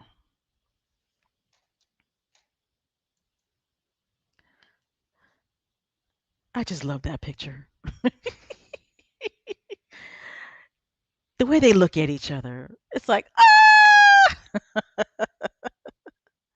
Hey, Miss Lydia, how are you? Thank you so much for the donation. And you are a channel member, so you don't have to donate, but thank you so much. All right. All right, guys. So that is it. We're coming to an end to this podcast. I'm going to go ahead and go into the chats and see what you guys are talking about before we end, because Lord knows I was rambling and rambling and rambling, but we had a lot to talk about tonight. I'm going to see what you very intelligent, smart squatties are talking about. I mean, I hate to continue to talk about Mamalina, but that story is just dumb. It just makes her look so insecure and so petty. It's like, girl, put your big panties on, right? Crying over some tights.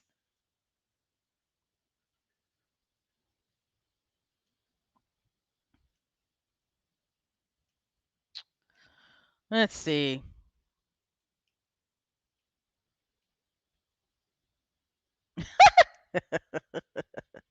Katarina says, yep, Mumbles is dumb. A few sandwiches short of a picnic.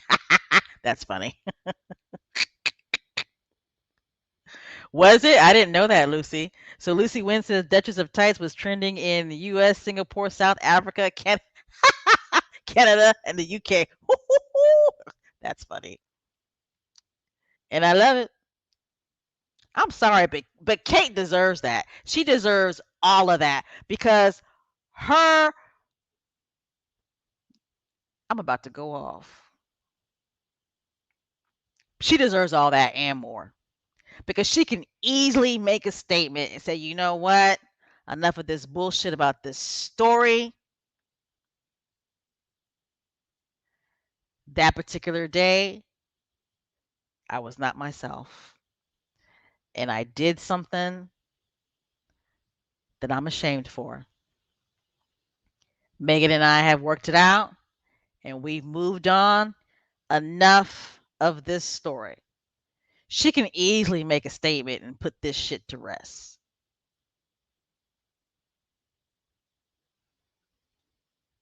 Let's see.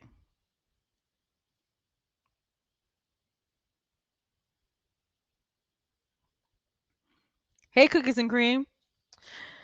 Cookies and Cream says the Sexists have moved on. They're no longer part of that wicked, revolting, horrid, racist, corrupt clown show of a monarchy. Say that with your whole chest. That ungodly, unroyal family need to leave them alone. Amen. Yes, we do, Bella. We run these streets, god darn it. We do. We run this town. We run these Titter streets. I said Titter, these Twitter streets. We do. because we are a global squad. We're wide on all sides of the globe. There's no leaders in the Sexist squad, and I think that's why we have such a powerful impact because there are no leaders. You know, we all just kind of agree with each other without really even talking to each other, right? It's interesting how we all just kind of fall in line and everything just kind of falls into place with us. That's right. We win every day. Even when we think we're losing, we're winning. Let's see.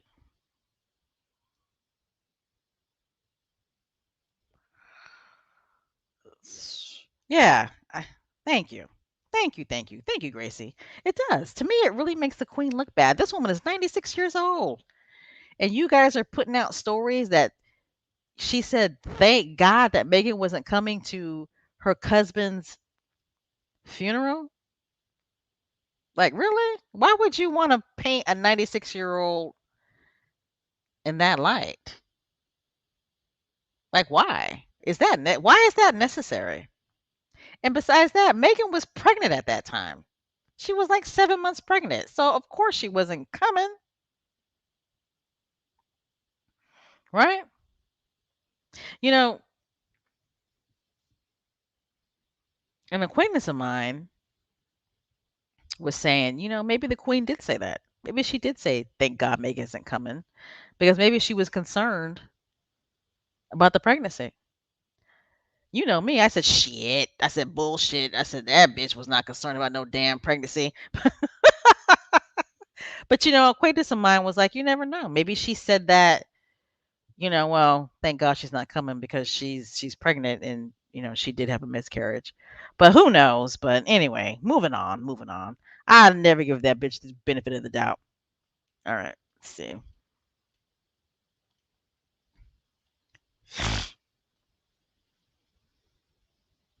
See what else you guys talk about.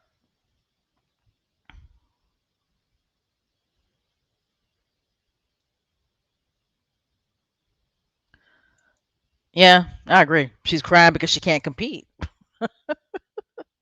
Either that or she walked by a rose bush. Let's see.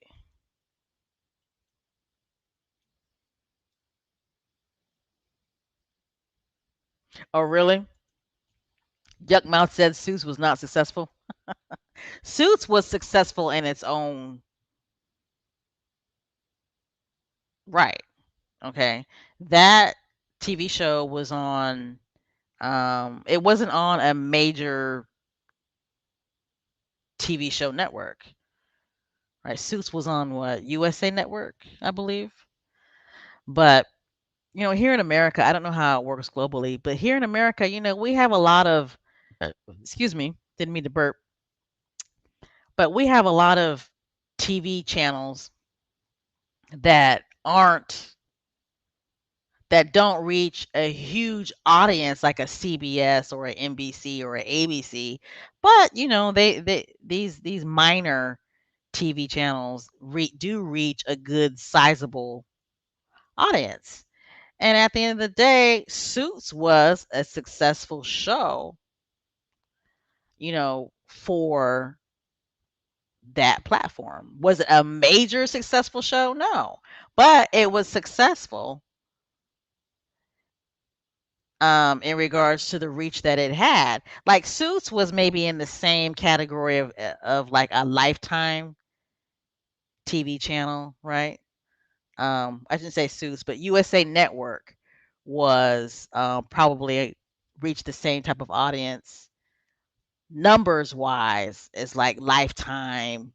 What's another one? What's another TV network that isn't as big as like NBC or ABC or CBS? Um, Fox. Fox isn't really that big. They don't reach like their viewing audience isn't like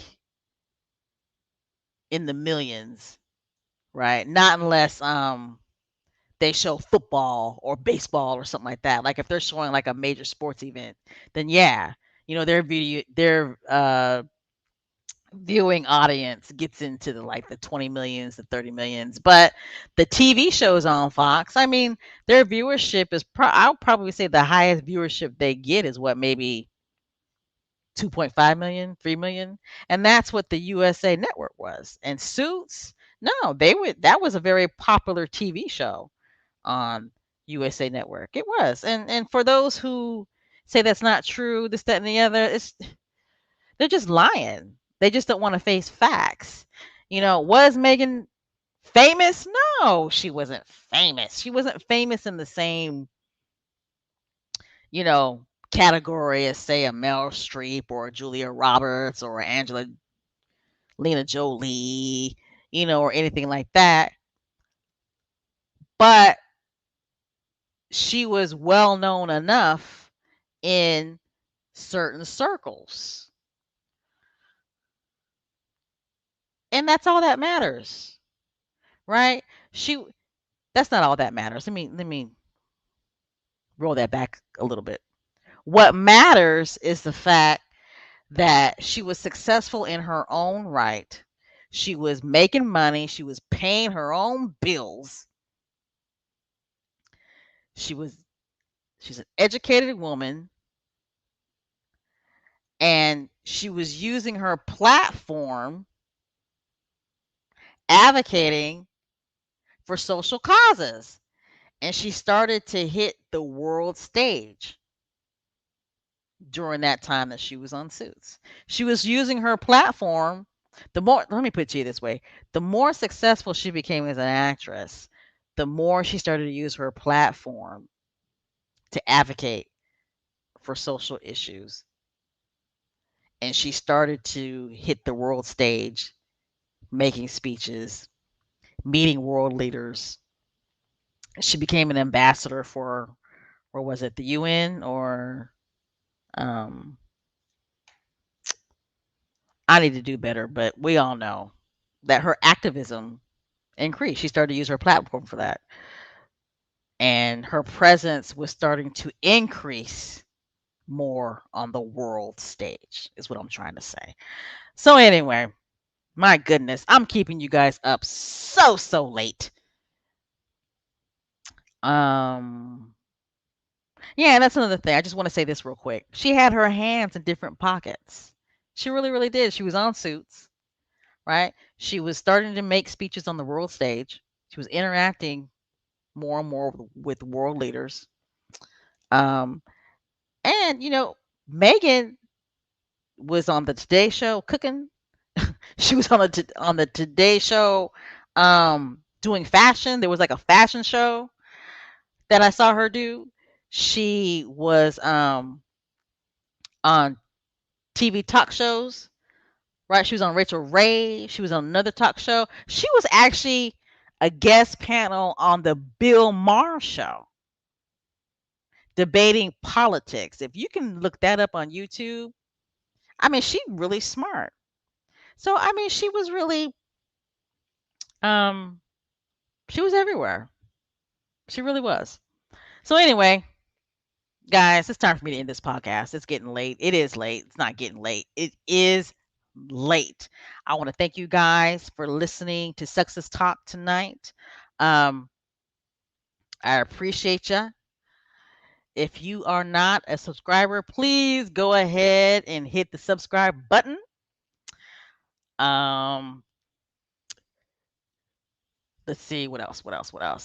Meghan, Duchess of Advocacy World Podcast. We are on Instagram. We are on Twitter. We are on Apple and Spotify. Let's see what else. Um, what do we have to look forward to? Oh, well, we got Prince Harry's memoirs. I can't wait till that drops.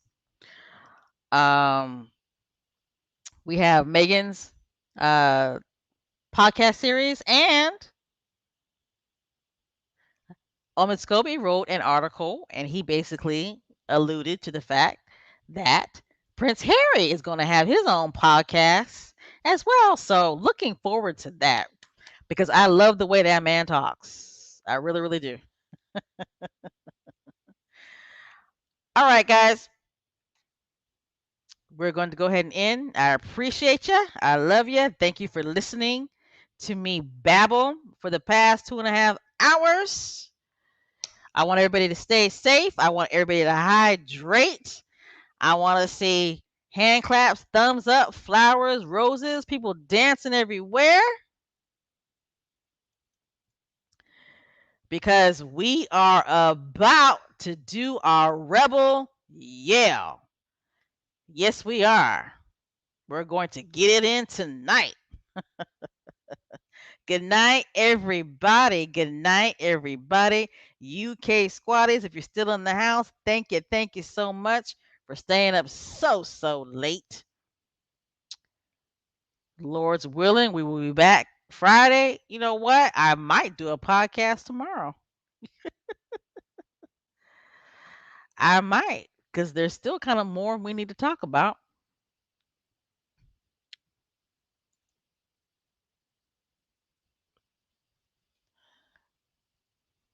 Oh, my Wi-Fi almost went out.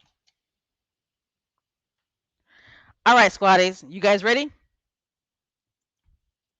You guys ready to do the rebel yell? Thank you, thank you, thank you. I'm so glad you guys liked tonight's podcast. You guys ready to do a rebel yell? Again, do not forget to hydrate, stay safe, feed the chickens. Is there anything else that we're missing? No bad energy. No bad energy. All right, here we go. 1, 2, 3. Continue to wear the SS on your chest, because you know we are the best. All right, squatties. Good night, everybody. We will see you. We will see you soon. Love you guys. Bye.